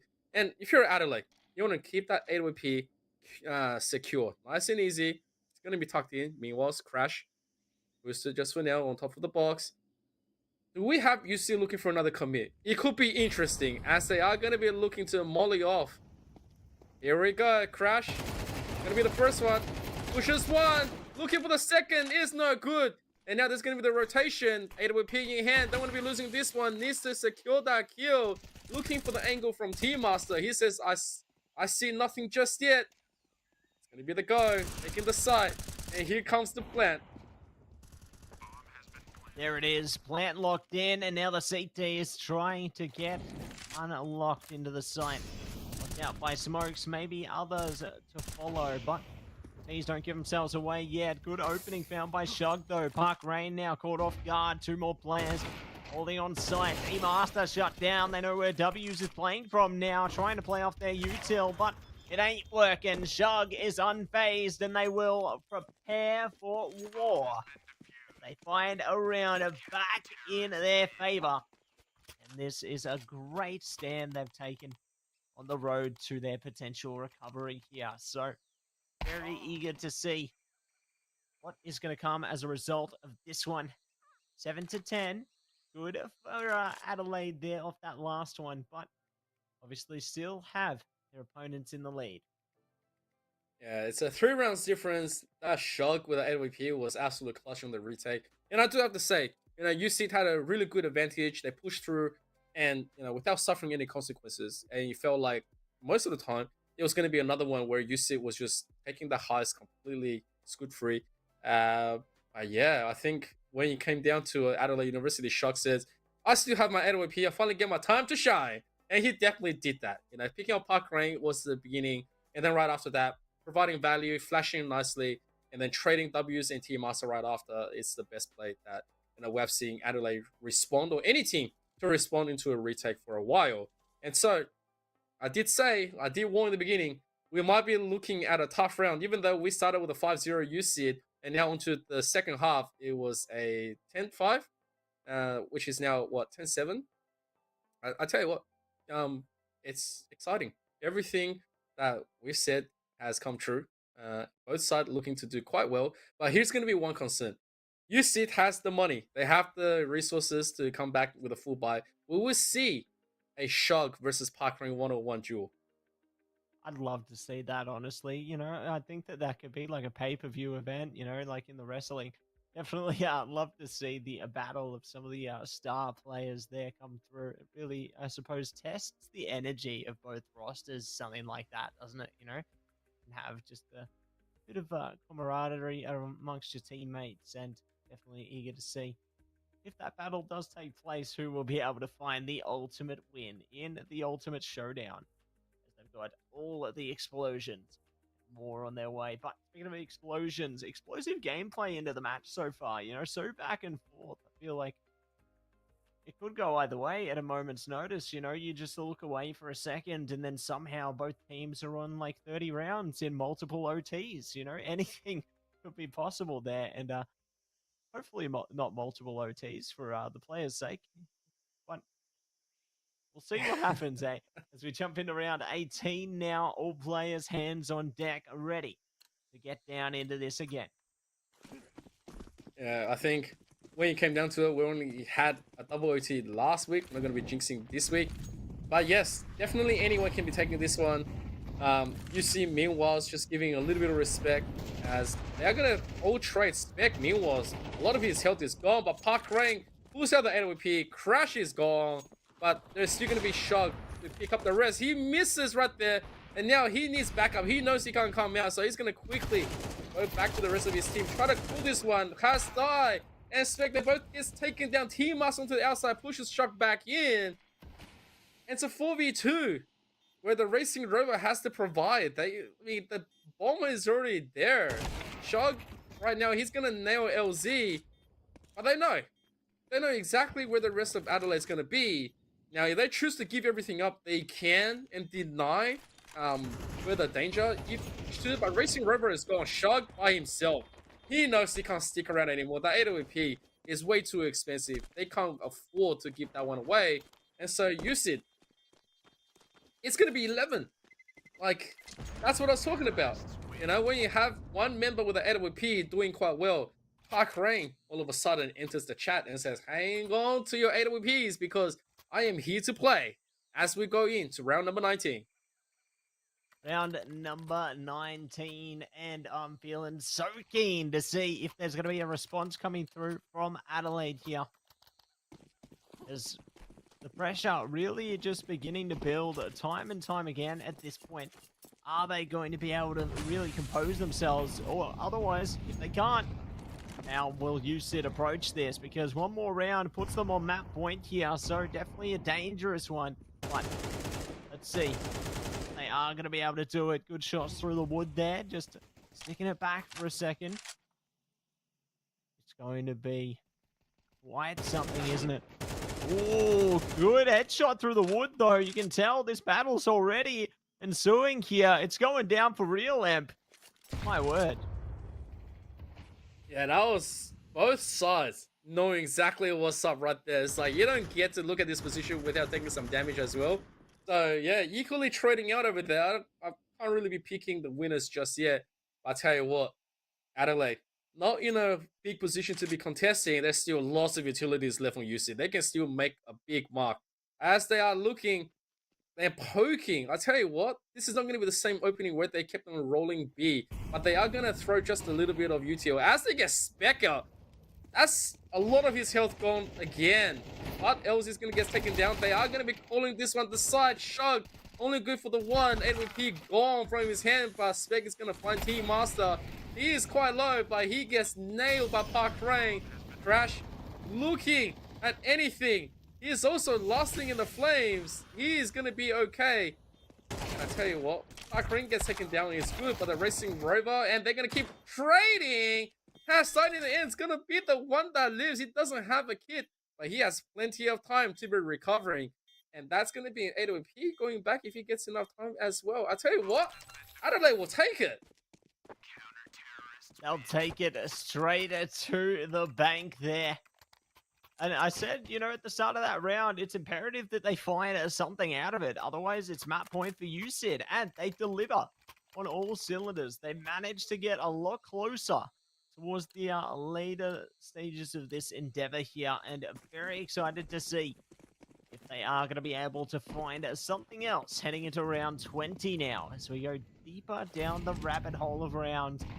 And more could be following. Good, faster pressure up B, though. W is nicely done. Opening sight, but they say good night. The CTs come calling in. We'll shut them down, but speaking of going down, the bomb has gone down. We'll see if they are going to be able to hold on to the site now. Team Master, good pressure. Oh, they follow it up. Double down. This is turning around. Still alive, still breathing. The CTs are getting upheaved right now. Shug holding back on the ramp. It's them against everyone. Let's see if they can manage to get it. The smoke comes out. They're going to try and ninja it. They're holding, but no! It's Slice and Dice. They will go bye-bye into map point. That was unreal. Absolute no claim of the side at all. No business to deal with anything of a victory. UCIT says, we're here. They roll right straight through B. And they take one after another. Adelaide University's defense completely crumbling as this is going to be a round with the Max 7 and the MP9s. What's going to be happening? It's going to be a B rushing this one through. It's going to be 2 for 1 and 3-2 now. There is going to be the equalization. Anything can happen. Racing Rover desperately trying to find something. They need this. They need to find that defense. But the Racing Rover from behind with the Max 7 can be looking for devastation. There's going to be the smoke to buy the time. And the fake tick right now completely confirmed. Hashtag goes through. Gets one. Team Master knows this one. It's going to be a headshot. GG. 13-8. UCIT taking that one over Adelaide University. Wow. Ending it out with style there, Emp.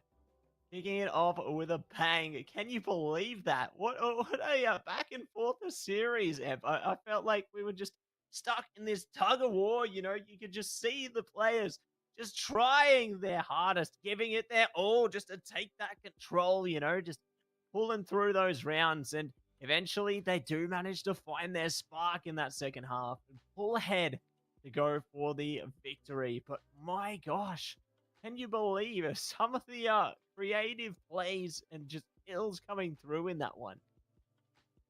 Hey, I don't think any one of us will predict what would have happened tonight. I mean, the heavy favorites were UCIT, but rightfully so, we knew Adelaide University was not going to give up, especially on a map like Ancient that easily. You know, they were down 5-0, and then they quickly equalized, and then it was a rather quick round right after onto the switch. Could have been anyone's game. The thing that really stood out apart from both teams was that the pistol round really determined UC's right of momentum in the beginning. They were able to open quite well, but I was thoroughly impressed with their B push. Right, if we thought the rest of Adelaide University has a very amazing A, the B came from UC really, really well. Even when they were down players, they were just throwing themselves at it. They didn't care if they were down health or down on members. They said, let's lock this one down. Eventually, we'll be able to, work it out. Sometimes Adelaide University was able to successfully challenge it, like Shug, with some backup with the team. But you do have to say, both teams have some stellar players and some really nice ways to go through the site. The duels, when both sides had a op, I mean, I think that's where the signal of the full war finally scaled into the epilogue, and yeah, it's a massive victory to UCID. Yeah, massive victory there. And like you said, Amp, I really do feel as well that they did a great job just taking control of that B site. Like you saw time and time again how they managed to set themselves up into the default and really managed to do some great work. But we're going to hear all about that great work now because we have an interview with Park Rain. Yeah, hi. Hey, welcome in, mate. I know you're lost for words. Such an exciting game, huh? Welcome, Yeah. and congratulations. My gosh. Yeah, it was a good game. It was a good game. Opponents really pulled off some really good back and strat. Yeah, absolutely. And I guess with the game going the way it did, how are you guys feeling after that first half there? Because it was so back and forward. You know, I was on the edge of my seat considering it was all tied up. Right, because we have one of the reasons why the first half gets tough is because we have the sub today. Our main player went to take the event, and that makes a little bit of chaos in our city side. But we managed to get at least 6 score, so I think that's a good result considering having a sub playing not his position, try to fill in other people's shoes. So yeah, good work for him. Yeah, absolutely. And of course, going back into it, right? We knew you guys had all the strategies down for Ancient, and of course, Adelaide also pretty good onto this map as well. What determined your push on the T side? Because the way you guys performed on T was just so different to when you're on CT. Right, because in CT, most people like the callouts in CT and T is different, right? So T, I can control everything. I can control every detail. And one side, I can tell people what to smoke, where to smoke, when to pick. But in CT side, my vision is narrowed down. I couldn't tell people on another side of the map to do anything that I can't see. So they have to be on themselves. That will be one of the things we should improve and develop, and everybody get more experience, and hopefully it will get improved. But I'm happy to say our T side is smacking. People put hard work into it to push every detail to precise what I want. So that's what happens.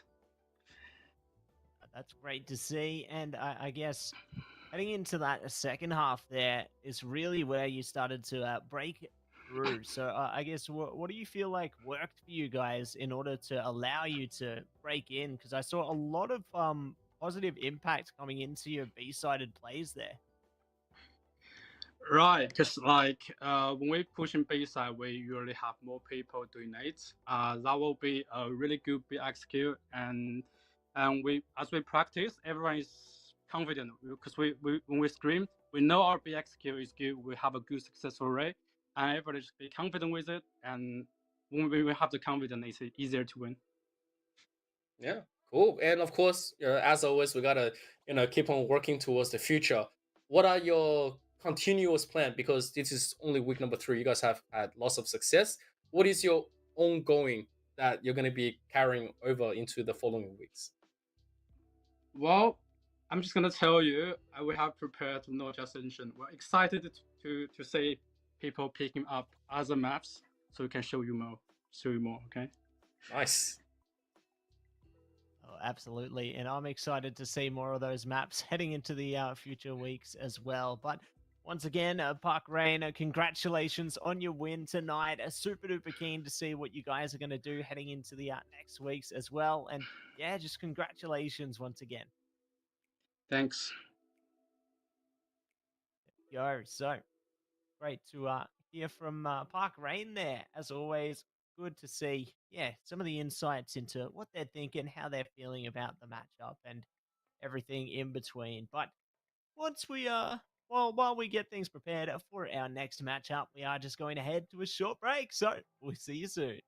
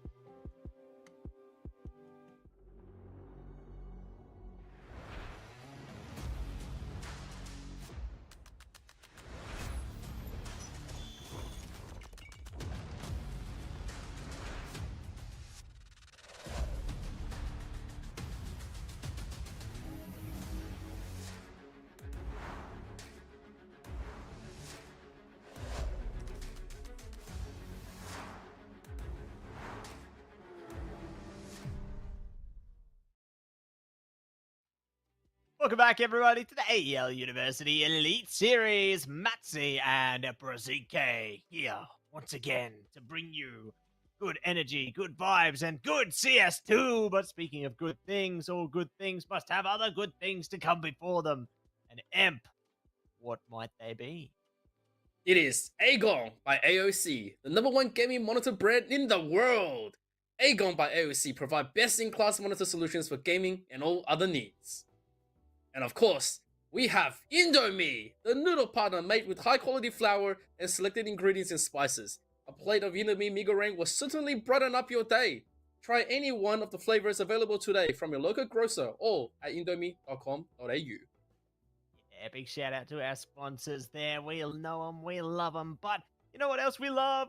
Checking out our next game. It is none other than UNSW taking on a Swinburne. So let's see who's going to be able to rise up in this one. We've got our rosters. It's Agent, Juan, Karma, Gibbs, Kraz for UNSW, and Swinburne. Who do they have?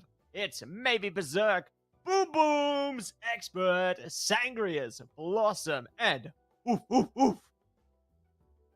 Oh yeah, this is the one that I love to cast because every time we have Swinburne, they come up with some very excellent names. And of course, you're no stranger to UNSW. This is a very stacked team. Everyone here ready to close this one out. And I do have to say, bringing up from last week, UNSW, they did go to OT, double OT against UAM, where they took the victory 19-15. And of course, Swinburne is falling to UC 13-9 in a rather close one.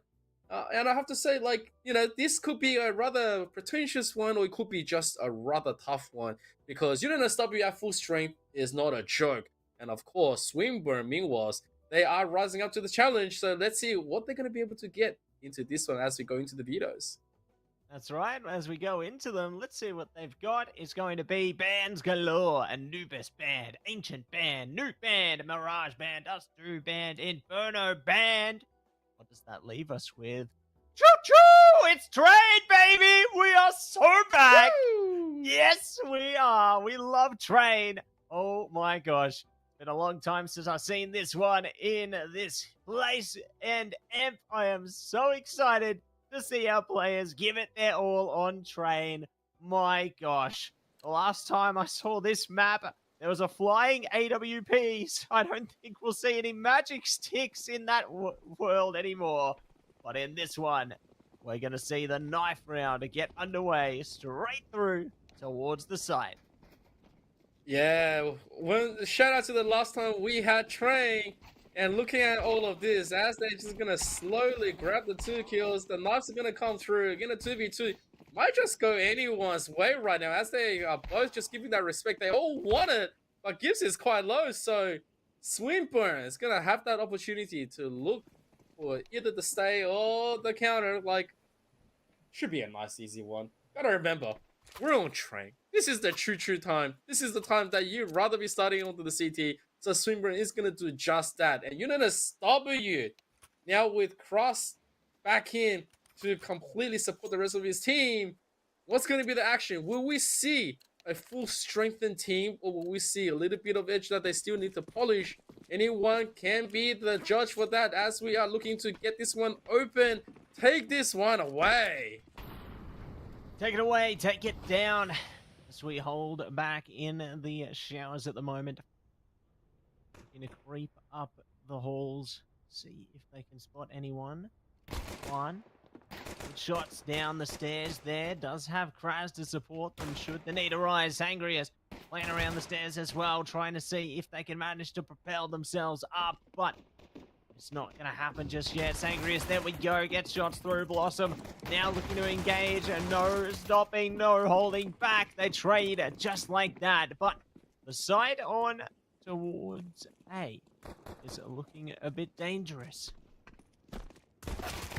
Oh, trying to close this one now. 1v3. UNSW is still looking. There is going to be some more distance here, but boom, Blossoms is going to be the one to go through and get this one through. We're going to be having a lot of fun. We got Blossom and Boom Booms on the same side. We're going to be seeing that B onto the top right, and we're gonna be calling this one out. Could be Blossom, could be Boom Booms, could be one of them, but you know what? Swinburne will take it.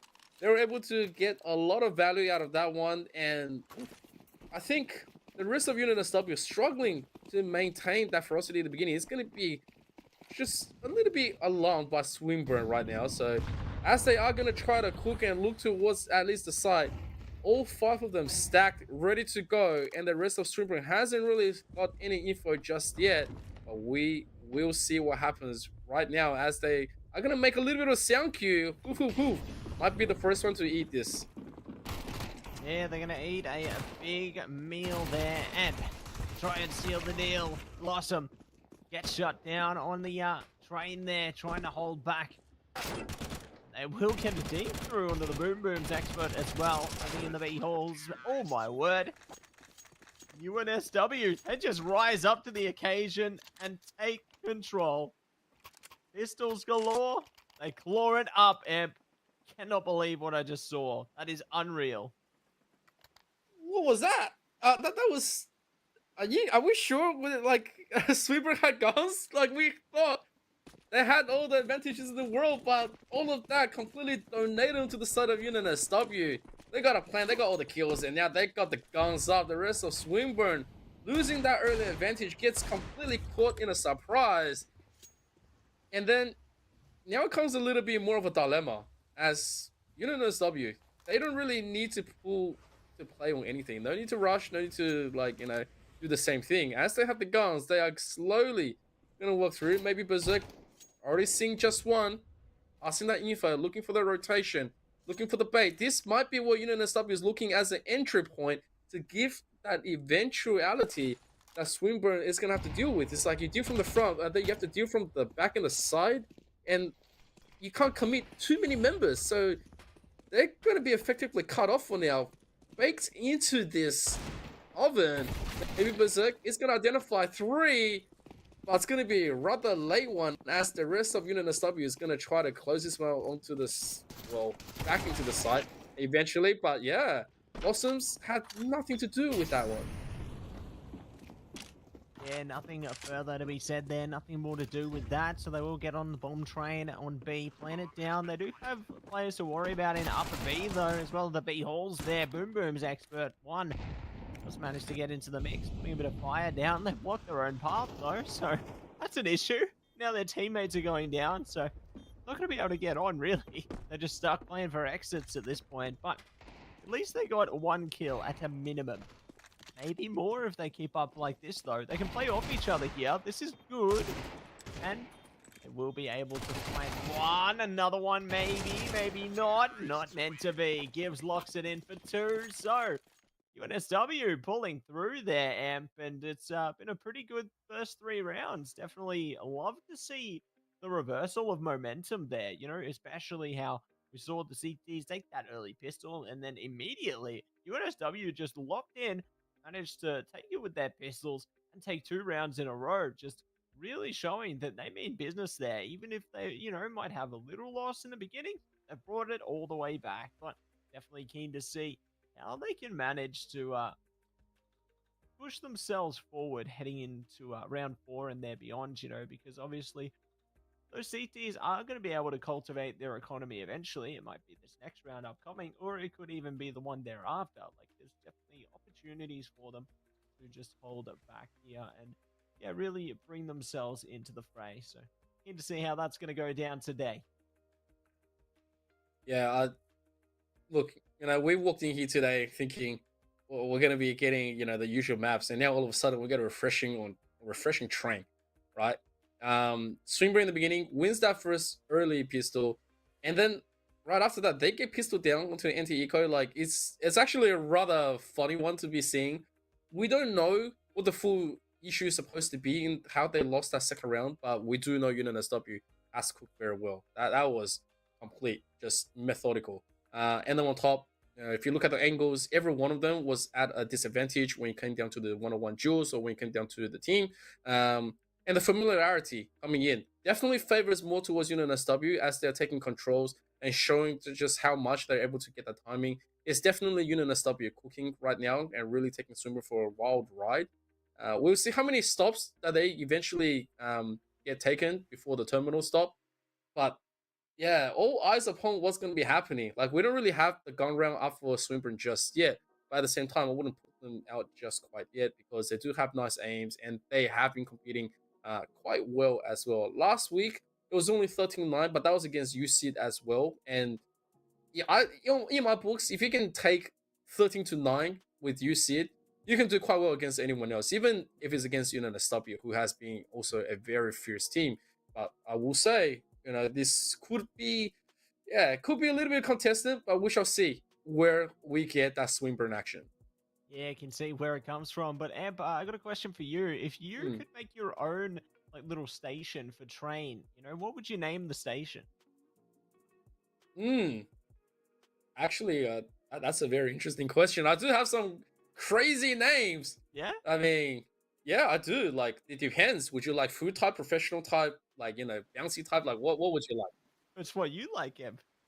What I like? Oh, well, let's just say I'm more into the food, so I will definitely name it, and, a little bit of a drum roll. Grapes galore. Imagine that. Next station, scared of that grapes station. galore. What if there's grapes on the track? Like a banana peel in Mario Kart,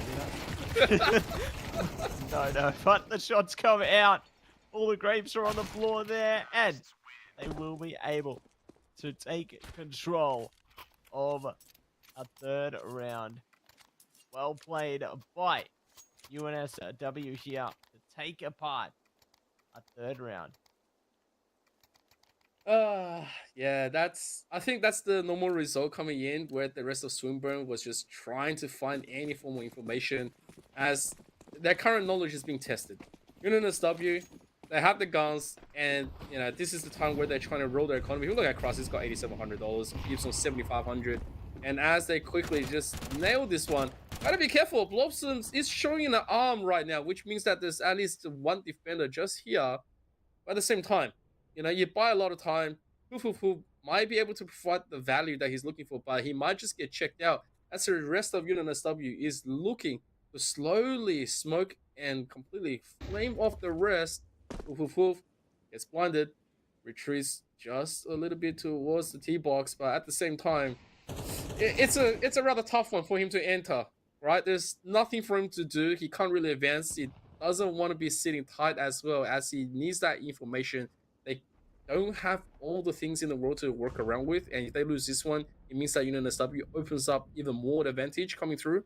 So let's see if there's going to be any more rolling smokes that might just look to close this one up and put a choke point on Swinburne. Yeah, they're looking to see if they can manage to pull up here. Get a handle on this one. Slow and steady could indeed win the race as they try and speed her through towards the B side. Good shots from upper B from Blossom there, trying to hold Catwalk. They are forced to fall off towards the bomb train there, pushing up. Nice shot. Bomb still down though. Shooting through. They will be taken out, however. Good shots from Catwalk once again. Boom Boom's expert holding the B halls now. Trying to see if they can get onto upper B, take down Agent Swing, and there it is, decapitation. 3 players remain. I don't know if they're going to be keen enough to go for this one, though. It's a bit of a hard course to follow, but they don't wallow in it. They will fall back, look to retreat, save their weapon, and do an SW, and revel in their round victory. Yeah, a rather very expensive round from Swinburne. And UNSW didn't lose too much out of that one. Juan and Adrian is gone. But you know what? Their money is still there. 8,000 each. They're able to quickly get themselves back in.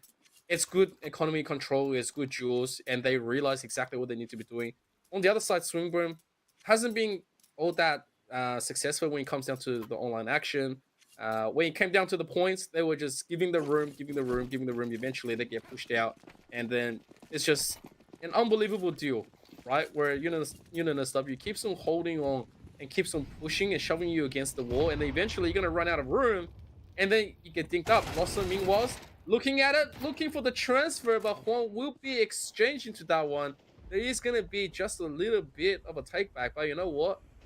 that's still a lot of power. Like, you know, you're losing the one, it's not going to be too bad. Meanwhile, there's going to be a challenge eventually. Walking up from Cross, he wants to open this one up against maybe Berserk. There's going to be the nice jiggle as there's 2 more kills going through. There's going to be the back stab coming in, and yeah, this is the complete lockdown as Blossom has to go 1-on-3 with no sight, no info, just the flames in front of him, and has to be staring at the end of this round.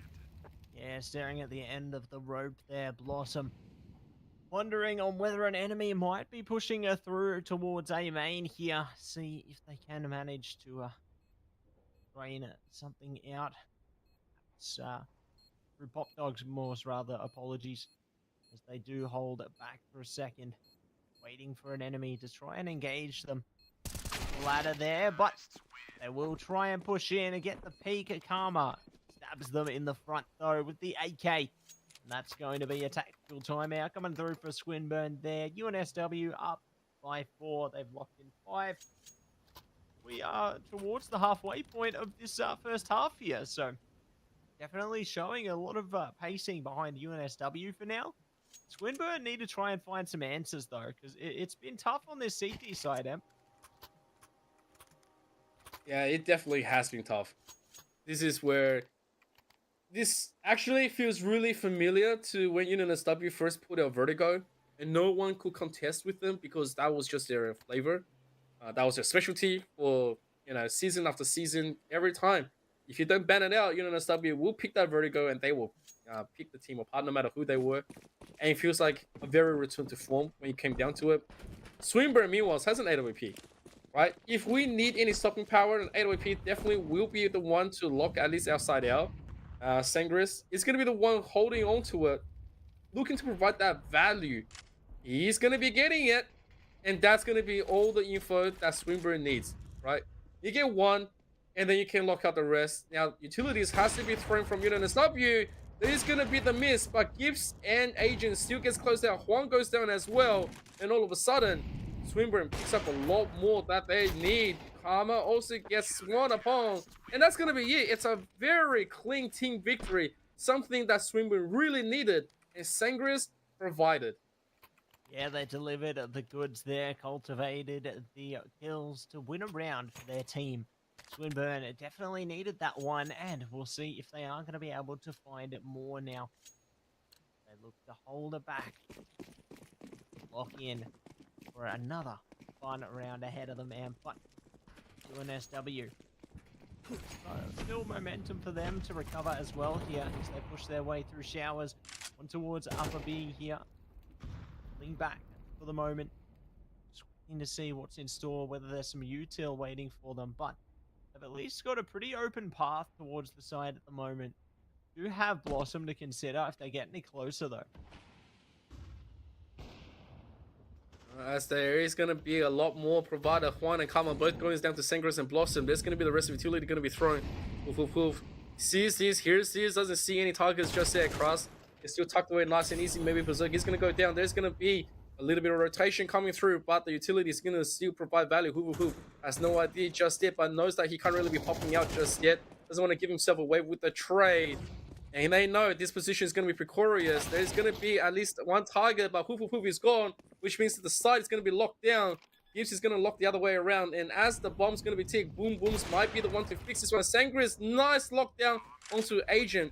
And now final utility is going to be throw. The flash comes through, but Gibbs is going to win this one out. Blossom, Sangris, looking for the swing, looking for the lineup. There's going to be the flames, but Sangris is gone. 1-on-1. Oh, it's all Blossom as Gibbs run out of bullets in the end. So the recovery is good. And that's going to be Swinburne coming fully back online. Fully back online, and they will be lined up to deliver great outcomes here. This game is heating up so much, and definitely keen to see just how far they can take it right now, as they are into round number 9 here. Primed up, ready for action. And let's see what they can do now. Defaulting in towards the showers, looking to push straight towards A there, but the CTs are ready for them, already surrounding the trains. Flashes come over the top there as well. Good to hold them in A main. Sangrias will be the last one to find a killing blow. Juan looking for some as well, but there's still more to find here. Oh, gotta be careful. He's giving himself away. Everyone knows where he is. He doesn't know how many is actually looking at him, looking at the isolation. Not gonna be getting it just yet. It's 5-4. If we thought there was gonna be no action coming from Swinburne, we were dead wrong. And now, all of a sudden, the money on the side of UNSW has been drained, as they are gonna close this final little bit of wallet, as they are gonna have a mix back between AKs and a Galil. Utility-wise, not as much as you would have liked, but they are still gonna just try to save as many and be on that moderate level to compete. Meanwhile, Swinburne, that one MVP has completely halted the rest of events in UNSW. No more shenanigans being thrown, no more funky timing. But Sangrias, all of a sudden, as he was providing the value, gets taken down by Juan, who means a lot more trouble for them. And in the meantime, might just be the call here from UNSW, as they're going to throw the rest of the utility looking to complete the site. As, yeah, there's not going to be too much more offering here. Yeah, not too much more on offer at the moment, but there certainly is more for the Boom Booms expert. Good to play around the smoke on the train there, but they won't be able to deliver too much more. And it's unfortunate, Em. I feel like we're seeing this situation all too commonly, where it's leaving Blossom. That last player standing will be shut down as well. So now 6 rounds are found by UNSW. All they need is one more to lock in this half here. 2 rounds to go, though. 2 more opportunities for either side to really take a stake into this half. But we jump in to round number 11 now. Let's see who's going to be able to pull ahead as they default forward with Util in hand. All right, here we go. Completing one side means there's a lot of advantages that UNSW is going to be able to play. It's good on the mentality. It's also good for extra bonus rounds. Swinburne right now with the bye. They lose this one. The ecos are going to start to stack up as well. And that's not going to be something that you want to be doing for the final of the round. You do want to shut them down right now. And so complete your set. Meanwhile, UNSW, they recognize this situation is nice and unique, as they can be looking to play for time right now. Like, there's still plenty that they can do. A common mistake is that train has to be fast, has to be really, really, like, danger close. But as we get into this one, they are going to quickly push into Blossom, who has been tucking away, now going to the smoke. Booms is gone. And now Blossom looking to shut the bomb plant. He will get that one. And now he's being hunted right now. He can't really be taking any more out of that one, but he's already done the damage, denying that one. And once again, Gibbs and Huang goes down, means that the rest of UNSW has no choice but to stick around. Doesn't get the position. Cross, meanwhile, gets a trade. Now in a 1-on-2, the nade really not finding the mark. And this could be it. Swinburne in a nice position to try to get this one, but the thing is, they have no kit. They have to lock this one down, as Agent will give that to them. And Swinburne recovers. We're going to go to 6-5. 6-5, we are alive into this game, and we could even see 6 for 6, similar to one of our other series this evening as well. Very excited to see who will be able to find their mark in this one, who's going to be able to lock this one down as we head into the last round of the half. Is going to be UNSW pulling ahead with the lead in the end. Will it be Swinburne evening it up? 6 for 6 here. It all comes down to these critical moments, and pull into the default now. T is focusing to go on up Ivy like a speed demon. They have maybe Berserk to worry about, holding closely nearby. T's getting prepped with their util as well. They got a couple others just holding towards Popdog there. Might be able to make some moves maybe towards the B site, but everyone has to play so carefully at this point. Yeah, definitely got to remember, you want to equalize, you want to make this nice and even Stevens when you go for the switch. Maybe Berserk, that smoke bought him a little bit more time, and that's going to be his lucky starts right now. As there is going to be the nade, a little bit more damage coming in, but who's going to find one? Cross finds out, maybe Berserk. And This is going to be the one that's going to be determined. Hoof is okay for the one. The trade is still even. But will they get more? Says Cross and Agent is still going to be the same thing. Agent, meanwhile, is in a great place to be. The Flash also just finding a little bit more info for both sides. But Sangris knows he has to push out, but it's unsuccessful. Gives with a nice headshot. Now up to Blossom in a great position to be. He gets them both. We are now 6 apiece once again tonight. Swinburne against UNSW. Wow. What a way to get it done there, Emp. They managed to take it 6 for 6. Incredible stuff all the way through, mate. And I can't wait to see what else is going to be in store for this second half here. Because, you know, we saw 6 for 6 in that last one on Ancient there. And now we see it again on Train. Hello? What is going on with these sixes? Wouldn't be surprised if we see 6 to 6 again in the last one. My word, Emp. It's just crazy all the way through, and I'm just keen to see who can pull ahead on the next side of things, you know, when those sides switch, because anything could be up for grabs here, but it's great to see, I suppose, how our players are starting to get a grasp on the map. Yeah, I agree. Like at this second, if we thought UNSW had the early advantages, Swinburne has completely closed them out, and I think surprised themselves as well. Like never have I thought, you know, that we get a really nice setup and, you know, a few round of heists coming through for UNSW, but then Swinburne locks themselves in. They said, all right, you know what? We're not too bad here. And then, you know, the biggest flag here was Sangris, 180 AP, changed the whole flow. They wrestled back the momentum, and then at the same time, they were able to fight their way back into an even Steven score. Although we had a 6 to 6 on Ancient, 6 on 6 for Train might be a little bit more different, but we shall see just how much of this method we got prepared. I mean, anything can happen now, right? Yeah, we're going to see exactly, I suppose, how much they're going to be locked into this one, and you're going to see just how deep they're going to take this one. It's certainly a fun time ahead indeed on Train, and I suppose maybe we'll see that Grape Station, like you said, Emperor. Maybe we'll see all kinds of different stations. And you know what?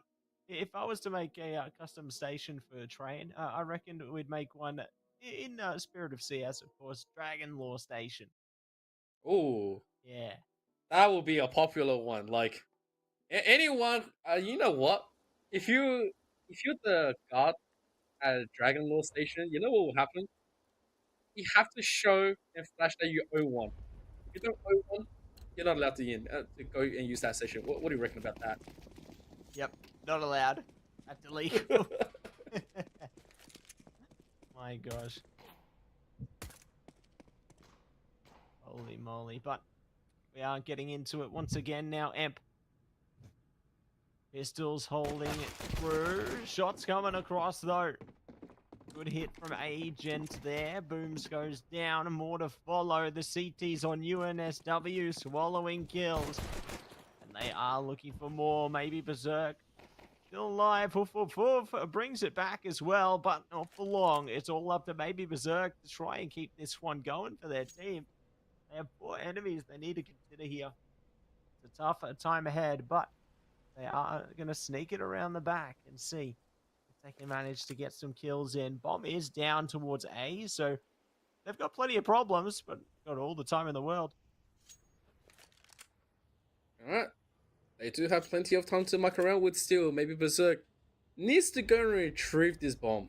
He needs to retrieve something. He needs to isolate the duels into a 1v4. But the problem is, when you're in such a disadvantage mode, if you don't have the time, getting a 1-to-1 duel 4 times is a rather tough one.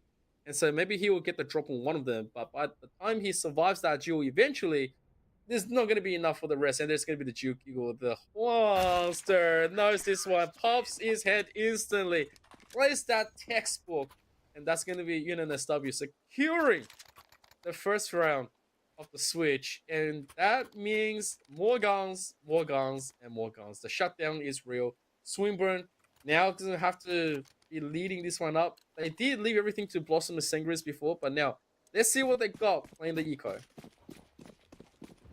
Let's see what they've got playing at the eco there. Will they be able to really keep things calm here? Will they be able to push on into this one? Take things slow down Ivy for the moment. Waiting to see what might be waiting for them. Shots from Kraz are good, but they don't realize just how close they actually are. Well, now they will. Good spot there.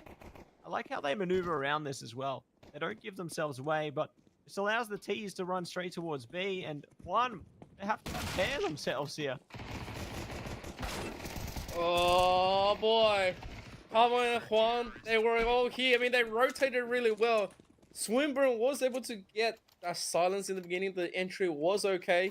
But because they're on the eco, and then they had to pause because Cross was just, taking some pellets at them. It did hit.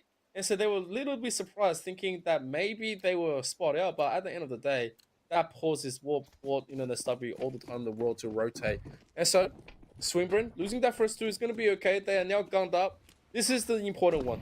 Don't lose too much and play this one, and you should be okay. But if you lose everything, it's a completely different story. Meanwhile, Gibbs gets taken down. There's going to be cover as well. They are bruised up. Agent's only good for the one, and the rest of Swinburne might just be able to get a little bit more.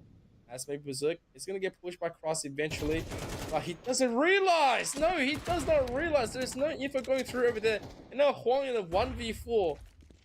This is a rough position for him to be recovering. Getting a kill will be okay, but yeah, at this stage, she has no entry. There's no, there's nothing he can do about it. The bomb is ticking, and he can pretty much just look at the rain, look at his gun, look at the smoke, and pretty much say goodbye to this round. Yeah, pretty much can say goodbye to this one, but see if they are going to be saying goodbye, it will be Swinburne saying hello to that one. Taking control of the round there. So, well played by them to push it 8-7 now. We'll see if they are going to be able to keep it in their favor. They do hold on a while longer here, but it's time to get in to round 16. UNSW. Not much economy behind them, but confidence always going to be at an all-time high. And gonna hold back, look to push up Hot Dogs, see if they can stall them out in the holes there, up towards Showers, and even just all different angles of the map here, but no one a game to face them just yet. But Gibbs and Co are very close to the danger zone. Oh, a little bit of an exchange right there. It's gonna favor the CT side. Gibbs meanwhile is taking down both the Blossoms and the Boom Booms Express. Looking at the return, it's just a little bit late. Knows Agent is there at least, but this kind of rotation also means that the rest of Swinburne is gonna make their way through. Sengris meanwhile is looking at this one. It's gonna find a nice exchange. Cross goes down into this one. Karma hearing the plan, just putting this one out. Rushes forward, finds maybe Berserk. Now they have an angle. Just have to buy a little bit of time. And they can afford this as Sengris gets pushed down to 20 health. Pre-fire not working out for Agent. Now it means that they're going to have to play this one a little bit more quicker. They do find he's down. But there is going to be the rest of UNSW picking this victory back up. Swinburne was playing off that big defense in the beginning. But ultimately, UNSW, they come out on top.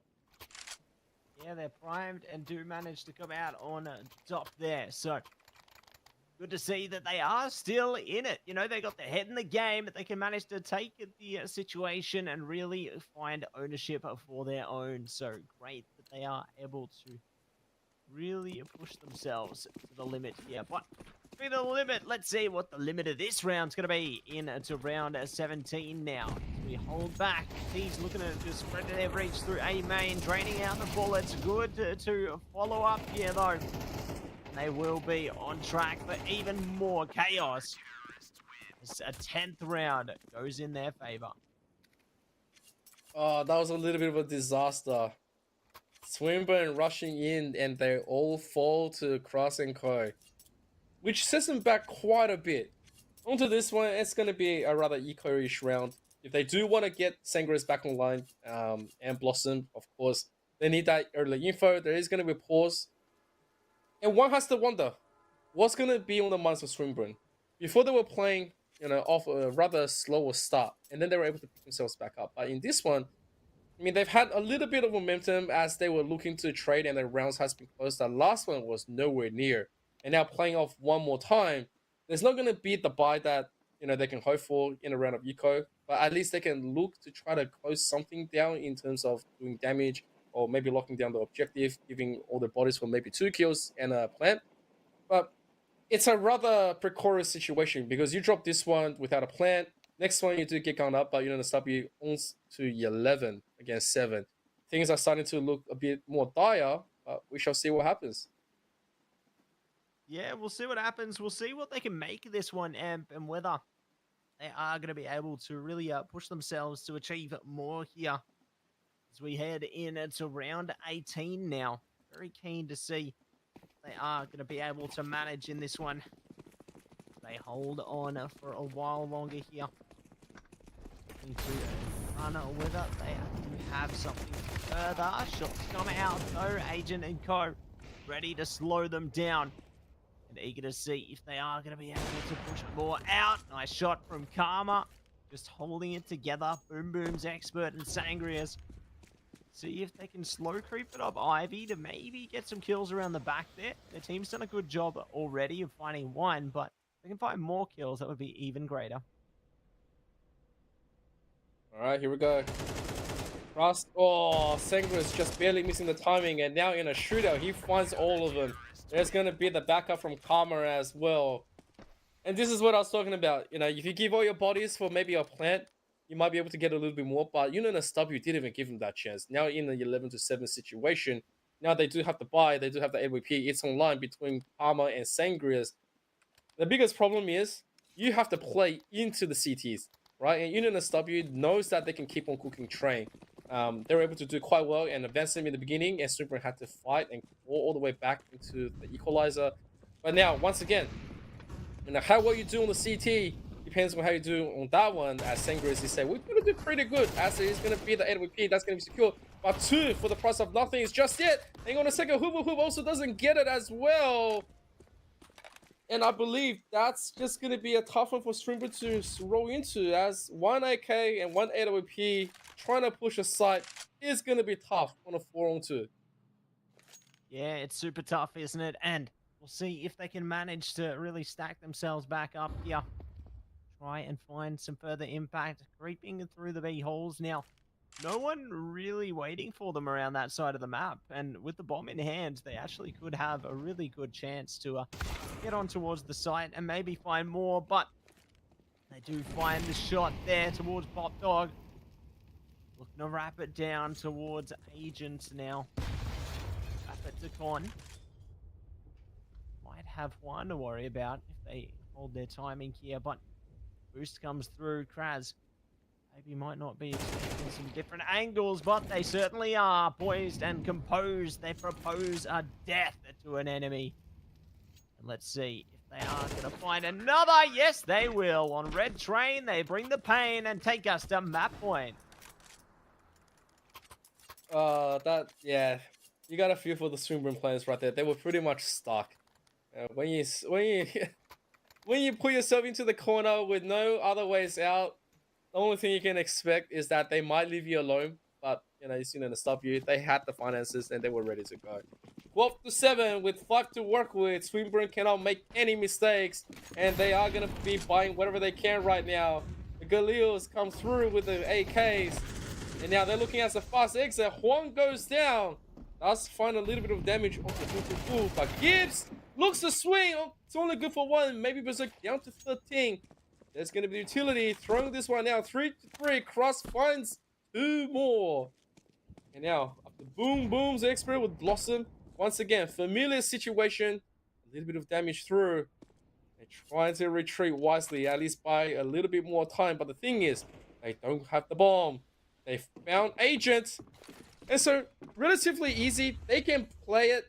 Trying to get this one through is UNSW, as they do have an AWP that can lock this one down, and they are going to try to play it as much as they can. Have to push this one. It's going to be rough. What's going to happen, Swinburne? Show us. Show us the magic. Show us exactly what we can hope to see here. Seconds remain in this one. Shots come out and more to follow. Just like that, Karma swipes it down with a 13-7 victory. Holy moly. What a way to get the job done, and on a fantastical map like a train. I just love to see it, Emp. Good vibes all round. Ah, yes. Choo-choo! I mean, we got it in the beginning, and now we got it in the end. It's good. We were severely waiting for some of those actions, and we really got them delivered. On the CT side, you saw UNSW fly ahead, and they were just completely going to the termination stop. They said, you know what? We got this. You know, this is exactly what we wanted, and to come with, they were testing the limits severely, and Sangrias and Blossom really did put up a lot of good work. But at the end of the day, it is still just good work instead of a victory. So congratulations to UNSW for locking this one down 13-7.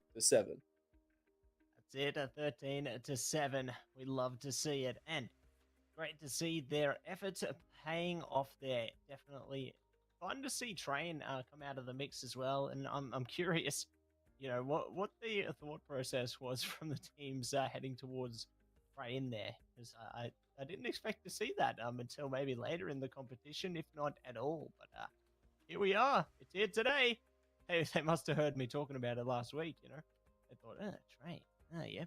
But no, great to see it regardless, and definitely fun to see some good maps like Train and Anubis come out of the mix so far. Anything but Ancient. But no. We'll see what else is in store, Emp. I think we're having a good time.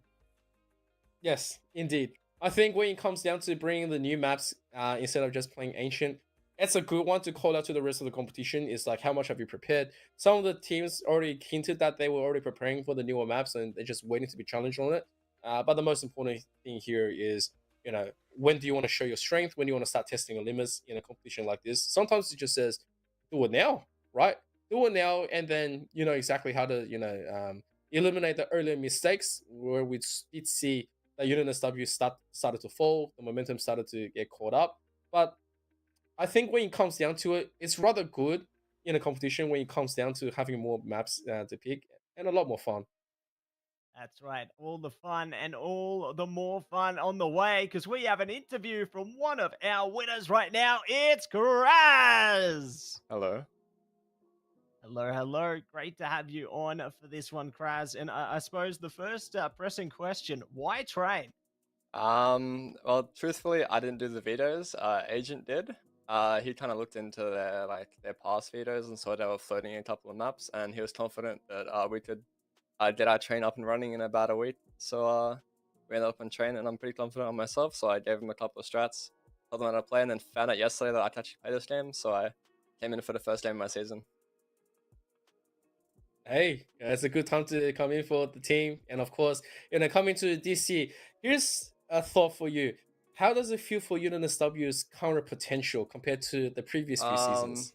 I will say, we lost a couple of guns coming into the season, like the loss of Dead Set midway through, loss of Septic as well, loss of Min and me, of course. I'm still on the roster and I can't really make any games, but hopefully this year, this term of players can really improve and kind of live up to our reputation and continue the dynasty that we ended on last year. That's right. It's certainly looking like a whole new stack of cards this season, and yeah, very excited for what the young guns, if you will be able to do. But I suppose heading into the rest of the season, do you think we'll see any other more surprising map picks like Train come through? Like, do you think it'll just be all the more unique ones, or do you think we'll see all the same ones as normal? I mean, hopefully in our fashion, our vetoes will always be the most unique. I kind of had veto control last year, and I made sure to make every single veto strange as possible and never the same. But I will say, this is kind of a leak.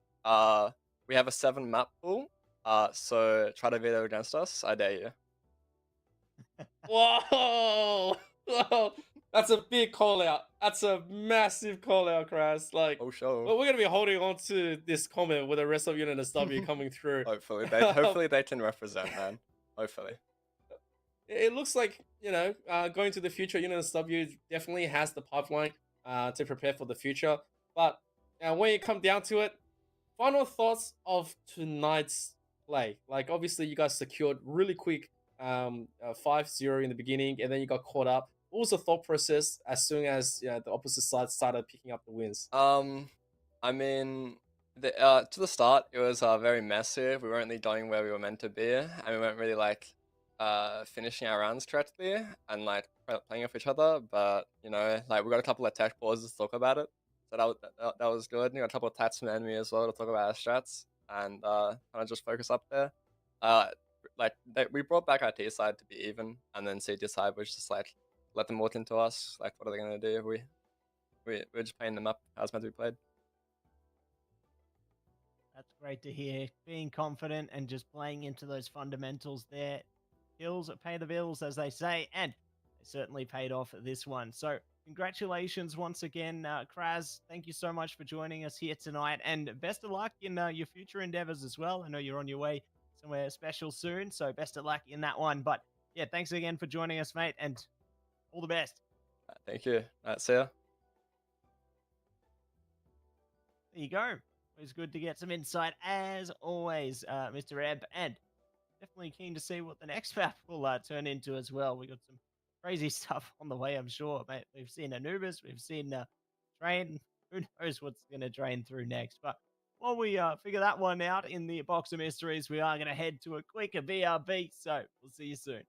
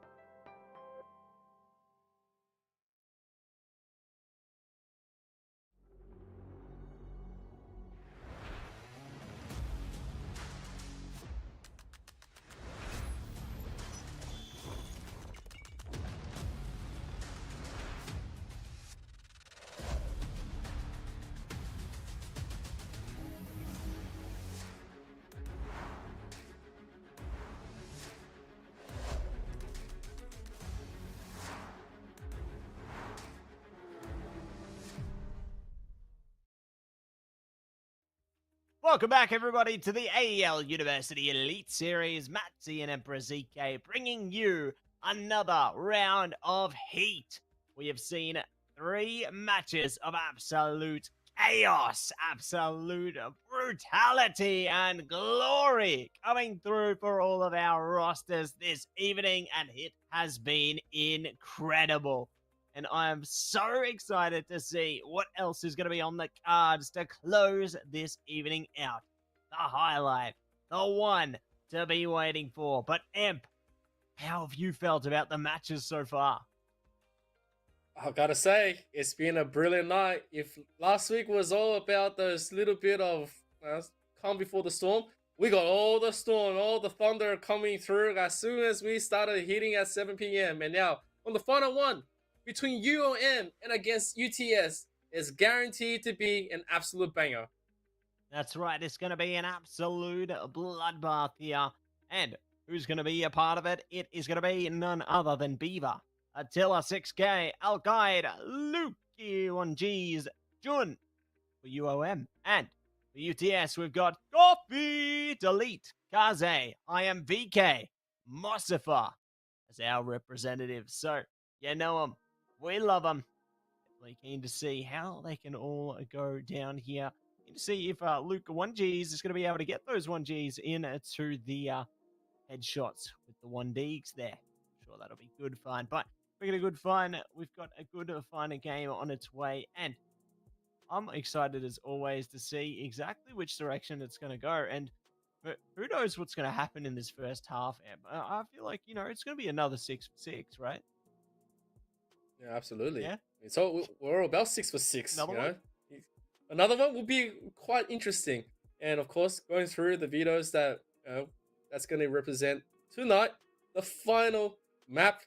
What are we going to be getting? That's going to be coming very shortly. But yeah, I feel like every match we've had has been very close in the beginning, and then right after, oh, there it is. They get blown apart. The banner away on Ancient, Dustu, Nuke, Inferno, Train, and Nubus. We are gonna be going to Mirage.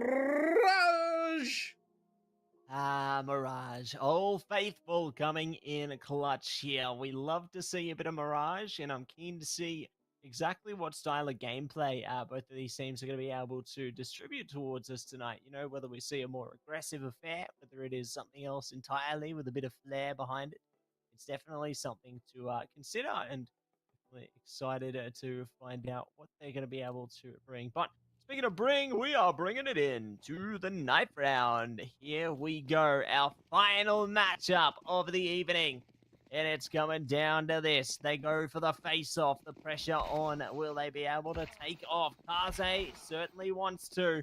And they're pulling ahead here for UTS. Attila, last player standing, and they say goodnight. So, UTS will be picking their side, start T or CT.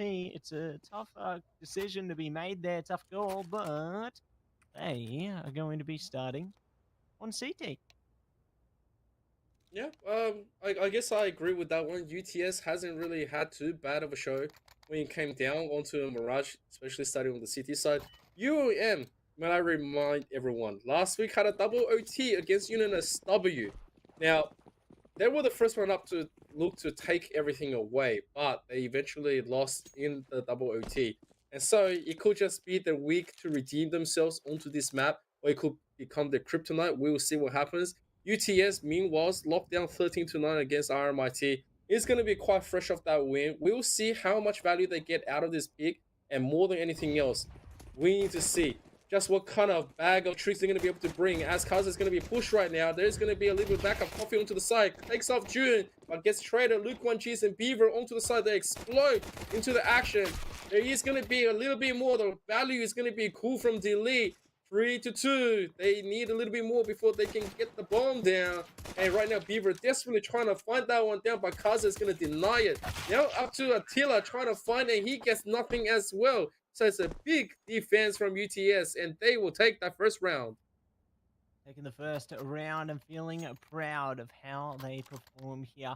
Definitely going to be excited to see what else is on its way through as we pull ahead into Ray here. It's going to be round 2 of many more on on the horizon, and definitely excited for what's to come as they slow things down here. Holding back for now. Just slow and steady. Taking it one piece at a time. Beaver primed up, shot out, not landing it though. They're getting shot themselves. Mossova, good catch, but does get traded. Overwhelmed by numbers here. The T's overwhelm themselves and get straight on the site.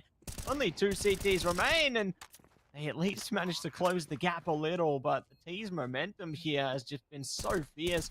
They might even lose a bit more if they get caught by stray bullets like that. They at least have a pretty spread reach across the site, and the CTs working with each other. 2v2, down to 1. Nice shot from Sandwich. June, last place standing.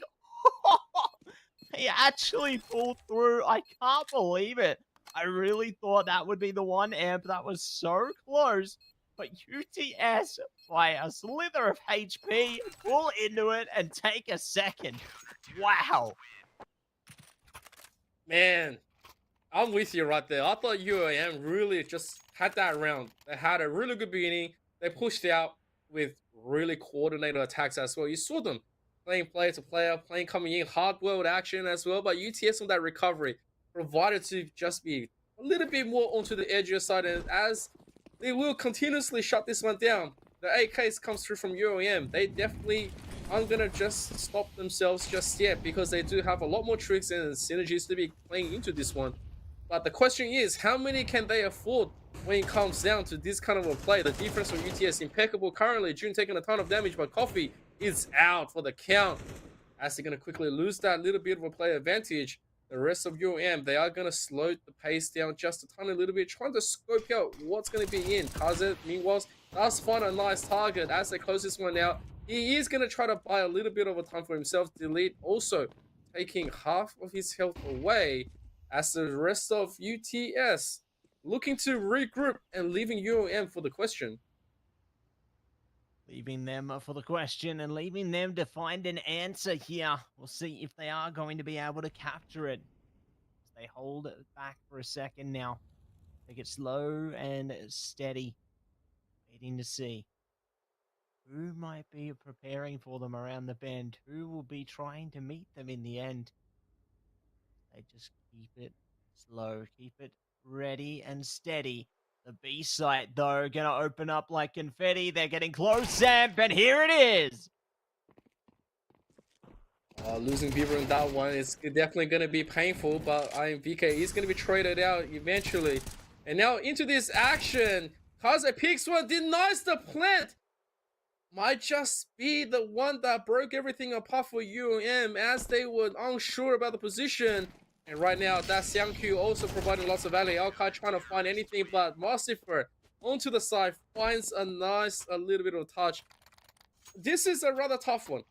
UM, it's not like they're playing badly. It's that they're playing everything brilliantly. It's just that they trip over themselves towards the end, and it has worked in lots of favors for UTS. And now being denied round after round, they also gave UTS the conversion for the bonus. UAM now back into a little bit of a tech action, but one has to start to figure what is going to be UAM's current play. And they say, let's stack into the B. If things don't work out, maybe we can get a plan at least. But the most action that has come through is that we need to get the objective. Meanwhile, UTS already walked up into the middle. They know, and they want to play for that info because they suspect maybe there's going to be one of those heavier players, as Coffee and Mossifer is going to slowly be on their heels as they're going to quickly go for this side.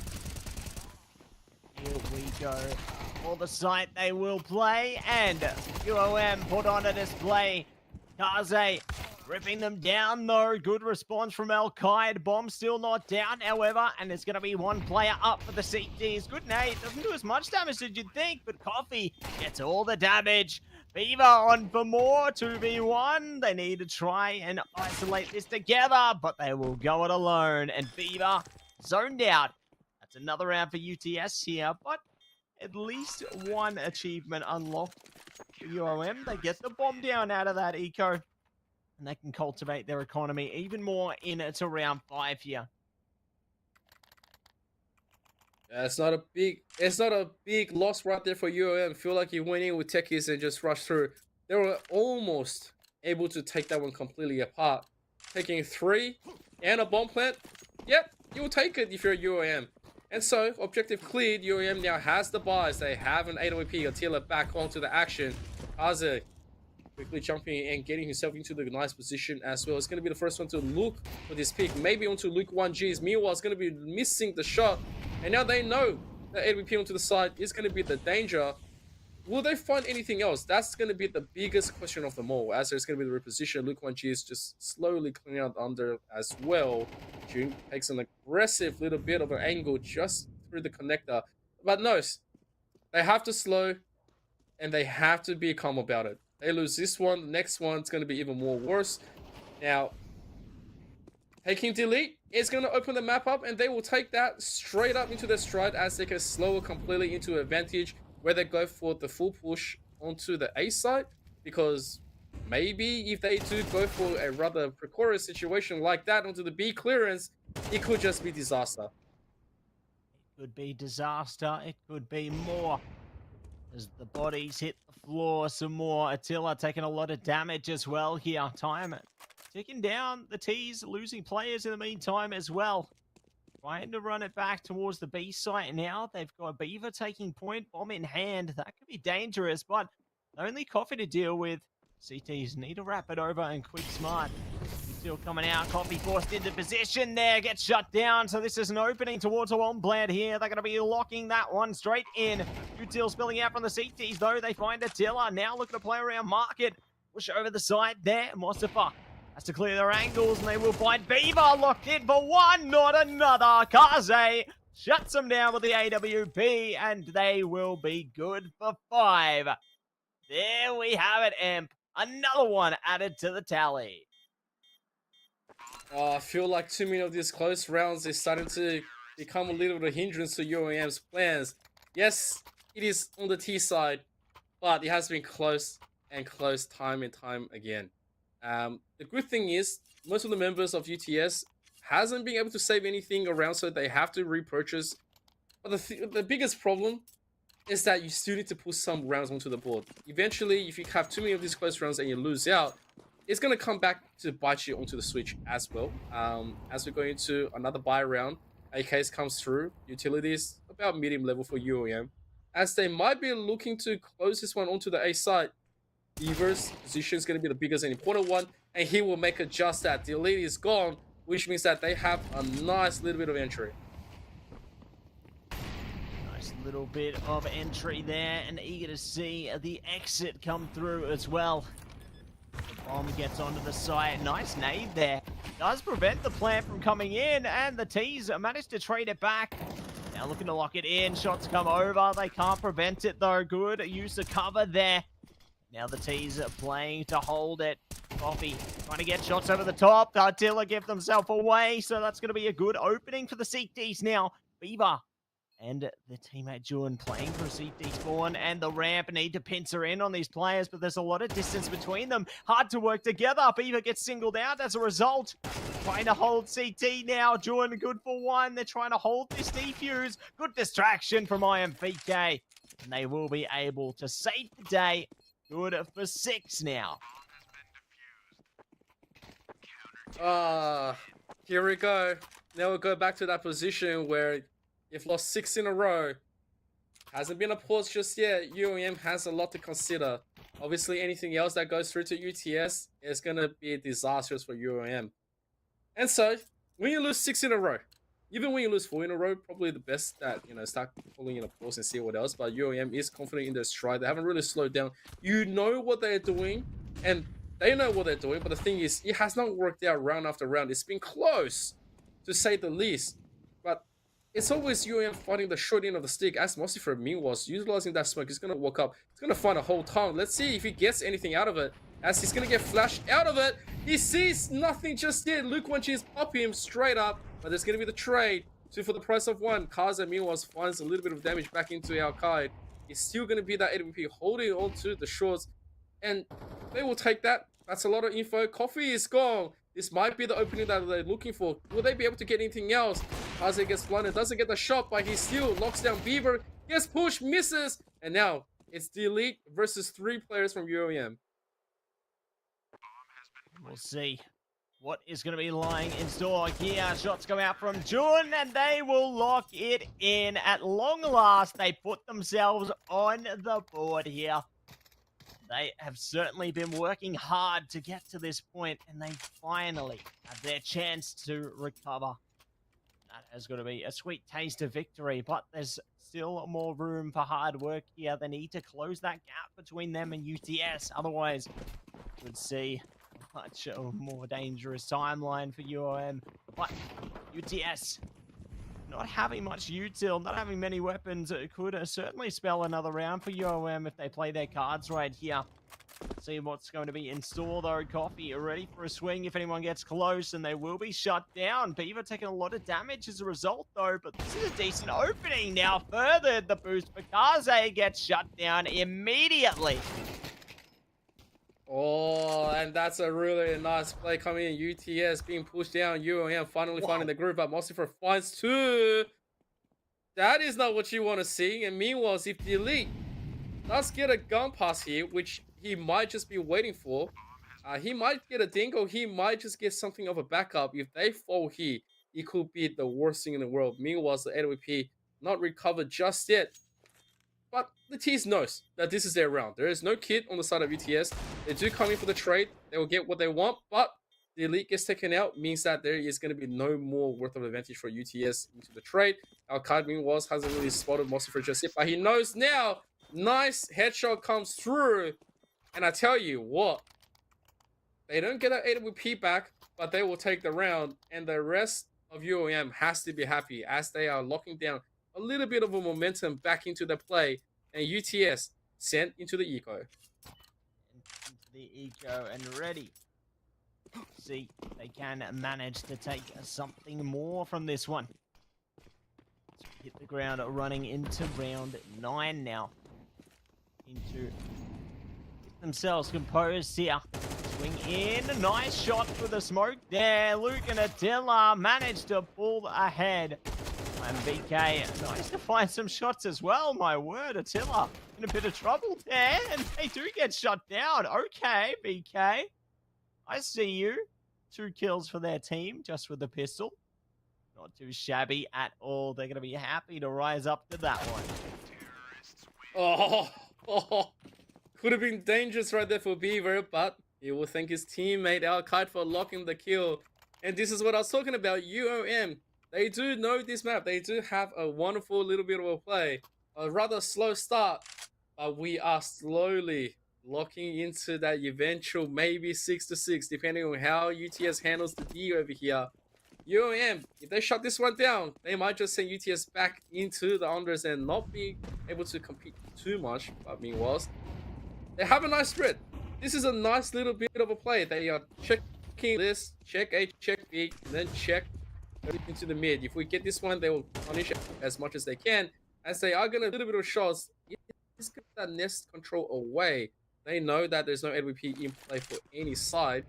So the rest of you will be happy about the current state of things as the players are gathering at B, waiting once again for VK and Coffee. How much value will they get? Value will they get, and how far will they be able to get it as they hold on for a second longer here? Nice shot over the top from IMVK. Knows the T's are thinking about this B site now. Util coming out onto the site. Not going to be holding that angle anymore, though. It's important to adapt, to try and overwhelm and conquer. The time now trickling down. UOM struggling to see if they want to go for it anymore as the bomb carrier slowly falls back. And BK knows one's close still. They can't afford to be lenient. Well, time is ticking. I don't know what UOM wants to do right now. It seems like they're confused themselves, so they have no choice but to go to B. But this is tough. This is off timing. There is going to be the trade. It's going to be okay for the side of UOM, but they had to really pay for that one. Could have ended in disaster. And now there is going to be the ability to go for the plan at least, which is Kaze out of position. If he can come out, that'll be great. But in the meantime, Beaver in a commanding area to be checking him. Meanwhile, it's June, and there's going to be a Molly staring at him. And so, yeah, I don't think there's anything that they can really do about it. They are going to come out and get Beaver on a kill. Wait a second. They're going to find one, and that's going to be it. They still managed to get this one despite that they weren't able to really put that into check. They said, you know what, let's just take it nice and slowly. Maybe we will find something like a little bit funky coming out of it. Yeah, I don't think anyone predicted that, even UOM. Yeah, certainly surprises coming through there for them, and see how they respond heading into the next couple of rounds here, as well as 2 more opportunities. Will UOM be able to close the gap? So then the half ends with only 2 rounds between them. Will UTS widen it evermore? All are going to come down to this one already. Shots coming out in mid here. Luke 1G's pushing up mid, trying to spot out if there's any players close by. The CTs aren't revealing their angles too brazenly. Just holding back, waiting for the T's to get a bit too close to the sun, but Coffee to be on the receiving end of a lot of damage initially. So good util coming out from UOM so far. Oh, nice damage onto Coffee right now. He has no choice but to get pushed away. And when it comes down to this one, a lot of action being flown into that mid, invested on the side of UOM. They might be looking to further just provide that value for June.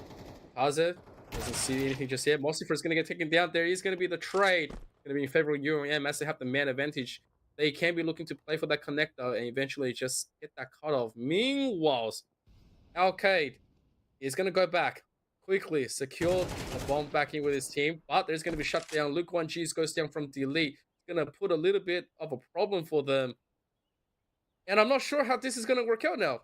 They don't have control of the bomb. They don't really have anything else to be playing around with. Alcade has to go and retrieve this. I mean, maybe if he does, it'll be okay, but Coffee doesn't really know just yet. He's going to provide that value. He swings away at the last second, but there's going to be the pop onto Beaver. Now they know the bomb's going to get delivered, but the timing, if they slow him down in any way, there's not going to be enough time, but they don't hear this. So, UOM is going to get a really fast plant right now. Alcade is just looking. He's going to get one. Nope.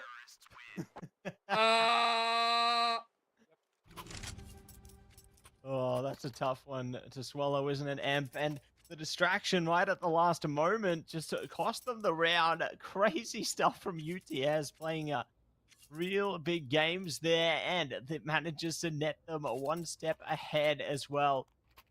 Just tougher times ahead, but we'll see what they are going to be able to do heading in to the last round of the half. Is it going to be 9-3, 8-4? UOM are going to be hungry after that one, considering how close they were to a potential round victory. See what's to come is already Beaver. Nice tight angle, strangles through the first. When you have Palace open up, the rest better be following in. Get that jungle smoke, get that connector smoke, get the platforms, get everything. You just have to get this one through, but the utility-wise, it's not going to be that many. They can look to close as much as they can. Close up this one. Kaz is going to shut one down. Meanwhile, there's a little bit more to be provided, but if you do fall in one after the next, that's going to be the nice result they're looking for. Alkai is going to be the one to close it up. Meanwhile, BK and Coffee is going to have to do the rest. He gets spotted instantly. That's going to be the trade. Coffee 2 for the 1. And now he has to go forward. Does he see anything? He does, but it's going to be too late. 8-4. UTS takes that one 8-4, but you know what? It's not all sunshine and rainbows just yet. They are not cleared. UOM still has lots of sign of life onto this map. It's been close for many of them, but it's going to be something that they need to do a lot more work on. And I got to say, UTS has opened up with a little bit more advantage over UOM, and we'll see if that translates into an earlier victory. Yeah, will it be an earlier victory, or will it be slow, steady demise? It all comes down to this one to the opener. Second half, pistol time. UOM on CT, UTS on T here. Already some deep pushing pressure coming out from June. Mossifer perhaps prepared for it. Shots come out, not able to lock it in, but no, there are enemies around the corner, and they deliver punishment. And that's the risk of a push like that. You have to try and find an exit plan, and already UOM are coming apart here. singled out and allowing UTS to have a two-man advantage, but not for long if Luke's hitting shots like that. Right, a little bit can still be recovered. Meanwhile, the other players from UTS, they are going to join up the rest of the team. They haven't really called for the position just yet, but it looks like it could just be the final B push, as there is going to be players making themselves in. Delete's going to enter the scene. Doesn't find a lot just yet. He is going to find Al-Qaid. Meanwhile, Al-Qaid is going to get traded. There's going to be the plan. Lock down some future investments as well. And here it goes. Luke 1G's and Attila has to do a lot more. Has to be the one to carry this one. They do see each other. There's going to be the first little bit of an exchange. Luke 1G is not really there just yet. He's going to get completely confronted by Mossifer. And time is going to beat the play.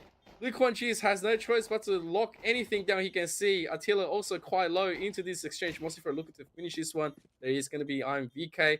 And now it's just Luke 1G. He's got nothing else to do with the rest of this round. He's just going to completely retreat and say that's going to be it.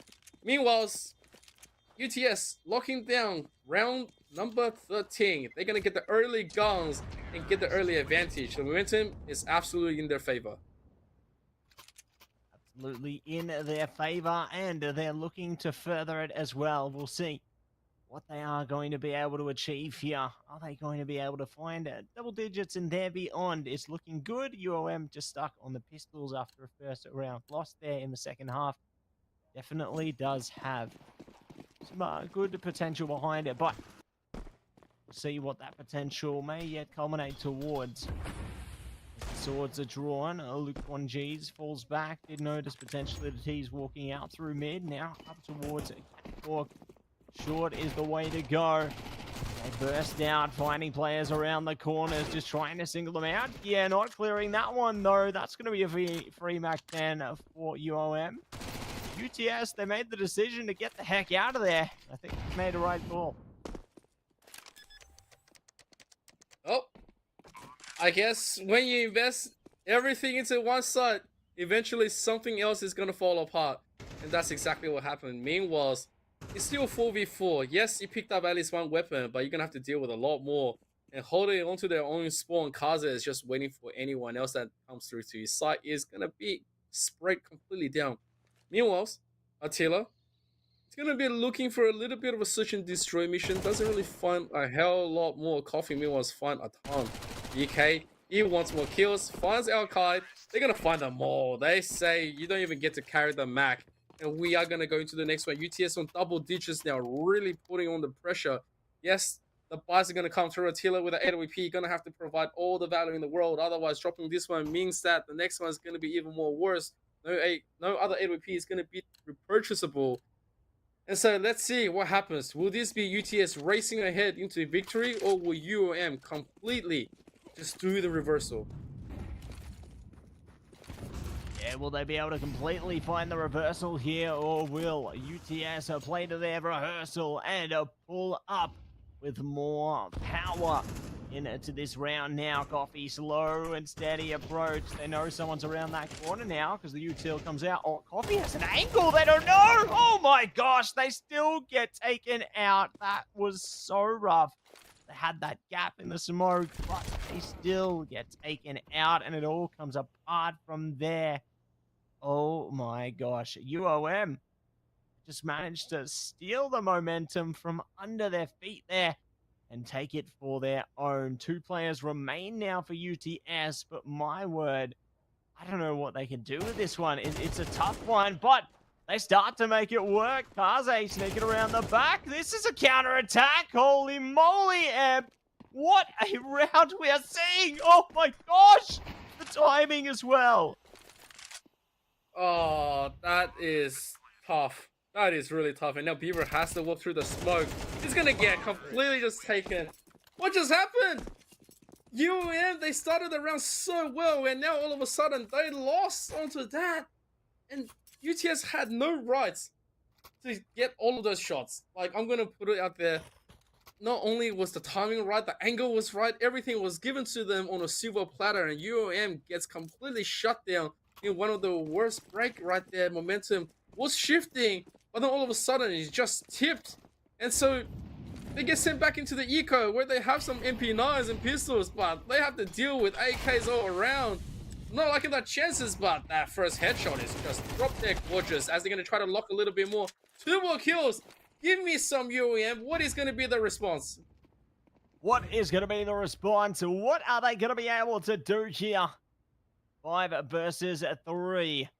Weapons favoring UTS for the moment, but players not favoring them. UOM have potential to make something of this one. Coffee holding close by. We'll see if they are going to be able to make something of it. Beaver, I like this close angle holding around the back. Mossifer, though, does find one back. And speaking of finding one back, the pincer attack makes this round theirs. They have the bomb. Mossifer only has the gun on their back, and they will be locked out of it. UOM, bring it back. And what a skillful way to maneuver the round. That's 4 AKs. 4 AKs. they just took off. And they will take it. UAM, if they needed a round on something like on a miracle stand, they just delivered. 2 pistols, 3 MP9s, and then they got 4 AKs to give into the The way to shut down a little bit of momentum is exactly what you need. Now with the AWP that they're going to have to be dealing with, the flash is good. It is gorgeous, but he's still going to be Luke 1G. He's taking down IMVK. He does trade a lot of health for it. At the meantime, he's going to be able to quickly recover. Attila, meanwhile, takes a little bit of a damage, but he's going to be okay as well. No kills going through UTS means UAM does still maintain that solid defense as of now. Meanwhile, any other kills will be disastrous. They're trying to poke and pick on this one. They're looking to get a little bit more. Al-Qaid is going to find damage onto Kazet, but he has to give himself up for it. A little bit of body block as well, but Moxifer is going to find the kill. Now back into a 4v3. Attila, maybe he will get the shots through, but the smoke is going to be covering a lot more. It's going to be continuously challenged there. Moxifer does go down eventually. Meanwhile, they want to chase down Attila. If 14 health, it is still even Stevens in terms of power.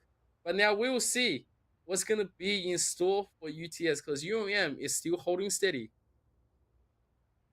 Holding steady. And looking to see if they can manage to keep it that way. As UTS only have so little time left in this round. The pressure lies on them to try and deliver a result here. Beaver in prime position again, just holding outside of the apartments here, ready with util for days, and that really could be what makes or breaks this round for them. Speaking of, here we go. I know they're coming. They didn't even check. Oh, this is a disaster, but they're still managing to keep themselves alive out of it. Well, not really. And it's all done. Done and dusted. No time. Can't get the bomb. It's over. Beaver played this one so well. Sure, they get the kill, but the round is theirs. Well done to UOM for staying composed in that situation. And time just got away from UTS. Yeah, I wonder why it became that kind of a final play. I felt like the communication took way too long for them to make a decision in the end. And of course, as a loss at the beginning, not scouting out the final position ended up to be disastrous for them. So AWP also not able to be recovered.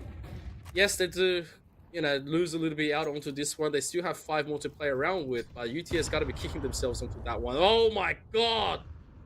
We'll take that nade. That's value. That's value and a half, and they will take that kind of a damage anytime they can get. Meanwhile, there's going to be the kill onto Coffee as they are going to try to barrel this one down. June is just holding steady. Luke 1G is getting the value, and everyone goes down. Now it's up to Kazet.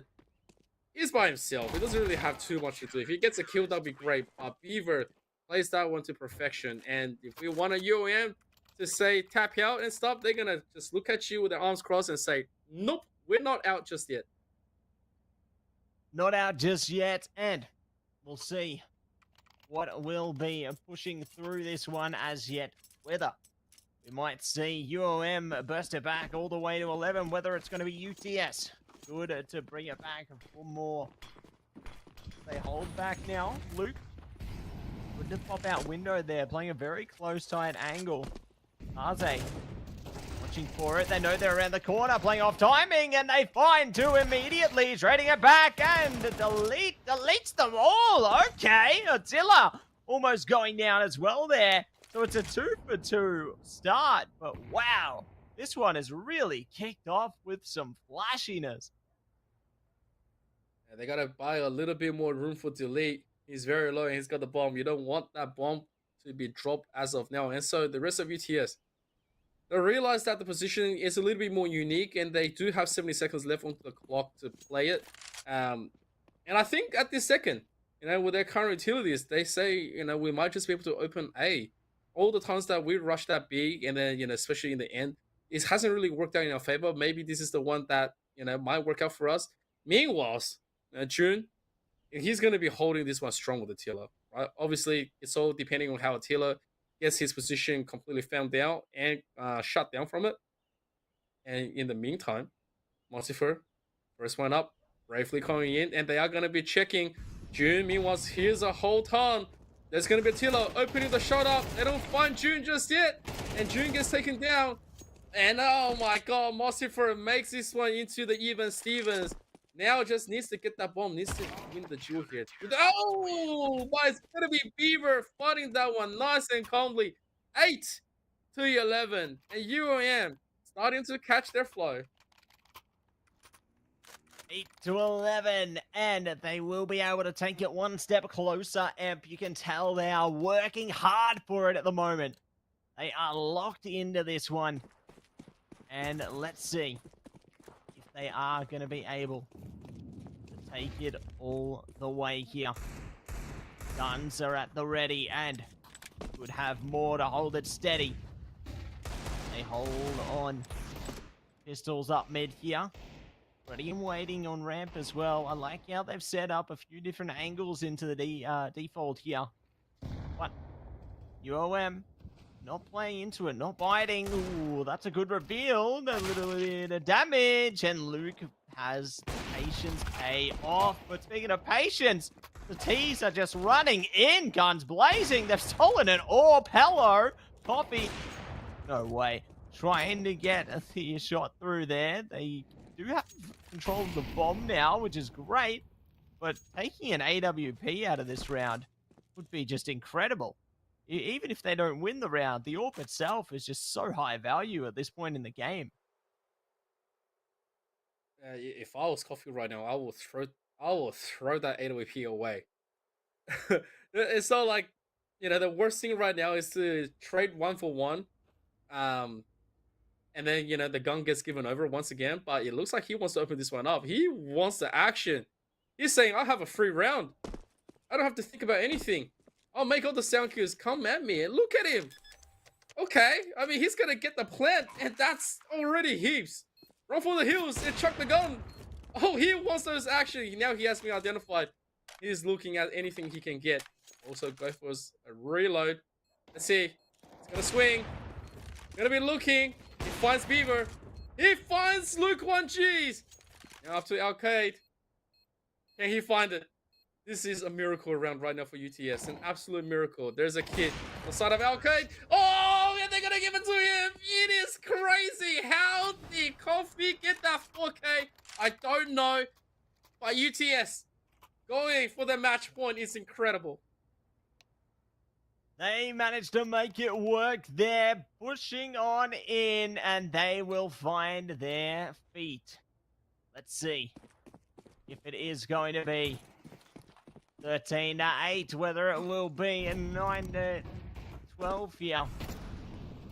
All things to be considered, but a decent start already coming out. Jordan taking a lot of damage from Util. T's spilling through mid as they could go for the split A approach here if they find an opening, but that's a bit hard to come by considering how many CTs are in mid. But speaking of CTs in mid, there's no one in mid. They've wiped up that part of the map. 2 players are all that stands between them and taking this series right now, Amp. And they've already spotted and slotted one more out. The lead has got the quad kill. Are they going to find the last player standing here? Beaver goes for the shot, but just like that, it's all over. Kaze says goodnight. Damn. That last round was a rollover. Like, if we thought UOM had the momentum They had everything going for them. It was going to be closer than ever. There was Coffee. Coffee completes the rest and says there will be no more after this one. No more shenanigans. I am him. The aura he farmed on that round was crazy. And of course, he locked down that complete shutdown, which enabled the final shutdown from Delete and the rest of the crew. It is amazing play from both sides and gotta be one of the best matches we've seen tonight. Absolutely, definitely doing a great job so far, and I'm sure there's more great work on the way through into the rest of the season as well. But incredible matches tonight. You know, great to reflect on everything we've seen here. We've seen some really fired up gameplay. It's always getting better and better as the weeks progress here, and it just it just makes me smile thinking about how hard these players are working, and their hard work is paying off. It's all improvement all the way through. And I suppose it's the new age of Unileague CS, because you've seen some of the old Vanguard players find their time come to an end after last season and or season past. So it's great to see the new age come through with some new players, new faces to the teams start to make their mark. And I'm just so eager to see, I suppose, how all of their careers progress. Yeah, absolutely. It's the new age and the new era of heroes, right? Everyone comes through, the new names with new faces, and of course, the team synergy comes right alive. And dynasties either to be continued or to be forgotten and etched into the page of history. But most importantly, right, what a match on Mirage, right? Out of all the matches that we've had where we saw momentum shift, this one was the one that highlighted that the most. We had a rather rough start for UOM, where it was very close each single round, all the way until it was 6-0. UTS really robbing them of all of those earlier rounds. That proved to be fatal at the end. But you did see life being breathed back onto UOM. On the switch, they were very calm and collected, and they found all the opportunities all the way towards the end. If they didn't have that disastrous round for Coffee, we still could be going, right? This match would have finished. Yeah, it could still have been going on and on. We might still have had a seriously more competitive scoreline even yet, but alas, the results speak for themselves there. We did manage to reach the conclusion by the end of that one, and brought us to this part of the broadcast here. So we love to see it, but definitely eager to see, I suppose, what's going to come from this one, and keen to hear insights shortly about the game as well. I think that the players have got to be feeling some type of way about this one, because there was some really interesting parts to that one, wasn't there? Yeah, absolutely. And I think we do have him here. So yeah, let's get started with this interview, Matthew. Absolutely. Welcome in, Delete. Congratulations, mate. Just really well played by you guys. And I got to say, coming into that last round and even there before, it looked like you were locked in. So I guess what goes into the mindset that you have in the game to keep yourself so composed and just able to lock in shot for shot? Look, I think part of it is just like maybe a misplaced confidence, but it is just confidence from not losing before. So we go into every match, and I just think, oh well, we'll do the same thing as last week. And even though it's only been 3 weeks, it seems like if we lock in, like I don't think we can lose yet. So yeah, that's it. Fair enough. Well, talking about locking in and just getting yourself there, how did you guys feel when Coffee recovered that second last round? Because we were on the edge of the seat. I was calling it, saying if I was the smarter man with Coffee, I'll probably like throw that AWP away and just not let them recover. But he said, you know what, I am him and I'm gonna farm my kills. Like, how did you guys go on the comps? Like, you know what? Actually, exactly what you said is exactly what I thought. Like, I thought at different points, oh, maybe he should just chuck the AWP away, like, make it, force them onto rifles. It'll make next round a lot easier. I'd never thought he could win it at all. To be honest, like, I'm sure they realized this immediately after losing that, but in that situation, you just got to push him. Like, you just got to not be scared. Like, he's got no armor, so they hit one bullet on him and he's pretty much dead. But yeah, I just couldn't believe it. Like, they picked him one by one and he pulled it off. Like, obviously, it takes a very sharp player to be able to win something like that. But you know, it goes both ways. I think, like, I just couldn't believe we had that chance to even win it that way. So yeah, I was shocked, honestly. I definitely don't blame you there. And speaking of shocked, I was shocked to see from some of our series tonight that somehow Train made it into the mix. Do you think we're going to see something similar from you guys into the future? Ooh, honestly, I think I look, I like Train, I really do. I wouldn't mind personally if it slipped through, but I cannot speak for my teammates there, unfortunately. So we'll see if we let it slip. You know, we could surprise you guys, but you'll have to keep an eye out for that. No, no promises. Excellent. Like, we don't want to, keep on praying over what you're being cooking right now, especially with the actions. But of course, speaking of team synergy now, you guys are locked in 3 weeks. How do you guys feel now about your current team strategy and powers? Uh, Look, I'll be honest. On an individual level, like I still feel pretty uncomfortable. Simply because playing AON Mirage is something I almost never do. I'd prefer to be short or B, but on a team level, I think we're getting more of a feel for how we all like to play and the different capabilities of each player. You know, we're getting more of a groove in terms of like who's calling the rounds and how we want to play certain things. And I think even though some of those ideas still aren't exactly coming to fruition, you know, there's more of sort of an identity in the way we play, I'd say. So yeah, I like to see that. It's coming along nicely. No, good to see, and great to see how you guys are going with it all. But just got to say, congratulations once again, Delete. We'd really appreciate you jumping on with us tonight, and yeah, just keen to see how you guys go heading into the future weeks. Cheers. Yeah, thanks for the cast, guys. Appreciate it. No worries, all is well there. And Emp, as always, great to see some insights from some of our players. Always good to hear, what they're thinking about, how they're feeling with everything is just great all around. And speaking of great, Emp, we've had some great games tonight, haven't we? Indeed, we have. Looking at the final cap off, the first one is Monash 13-3, and then followed by UC over Adelaide University 13-8, and then UNSW over Swinburne 13-7, and of course the final one UTS over UAM 13-8, which means that there's going to be a lot of shifts.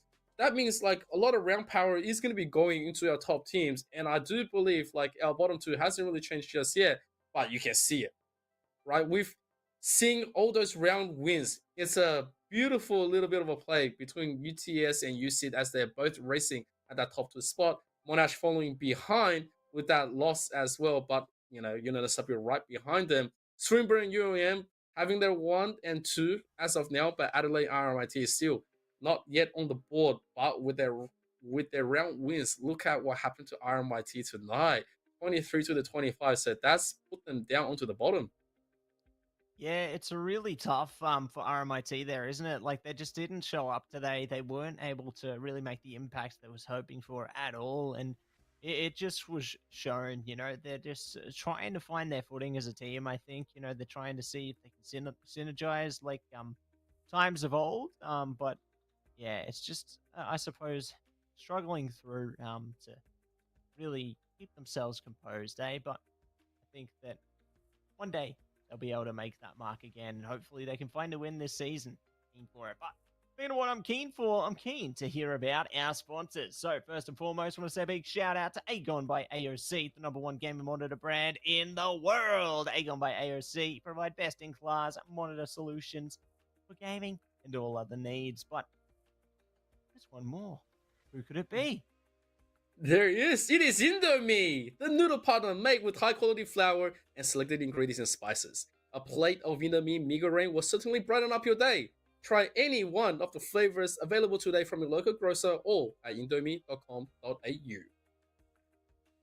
We love our sponsors. Big shout out to both of them. Agon by AOC, Indomie. Big shout out to both of them. As always, you know them, we love them. But speaking of what we love, if you want to check out more gameplay, make sure you check out us, AU Esports League, on all our socials. That's Facebook, YouTube, X, you name it. We are on it. You can see some highlights. You can check out when the streams are going to be happening and all the great stuff there. So make sure you stay tuned for more of that heading into the future. We've got some more CS action coming to you live at the same time, same place next week. So make sure you get involved with that. The games are heating up, and we can't wait to see you there.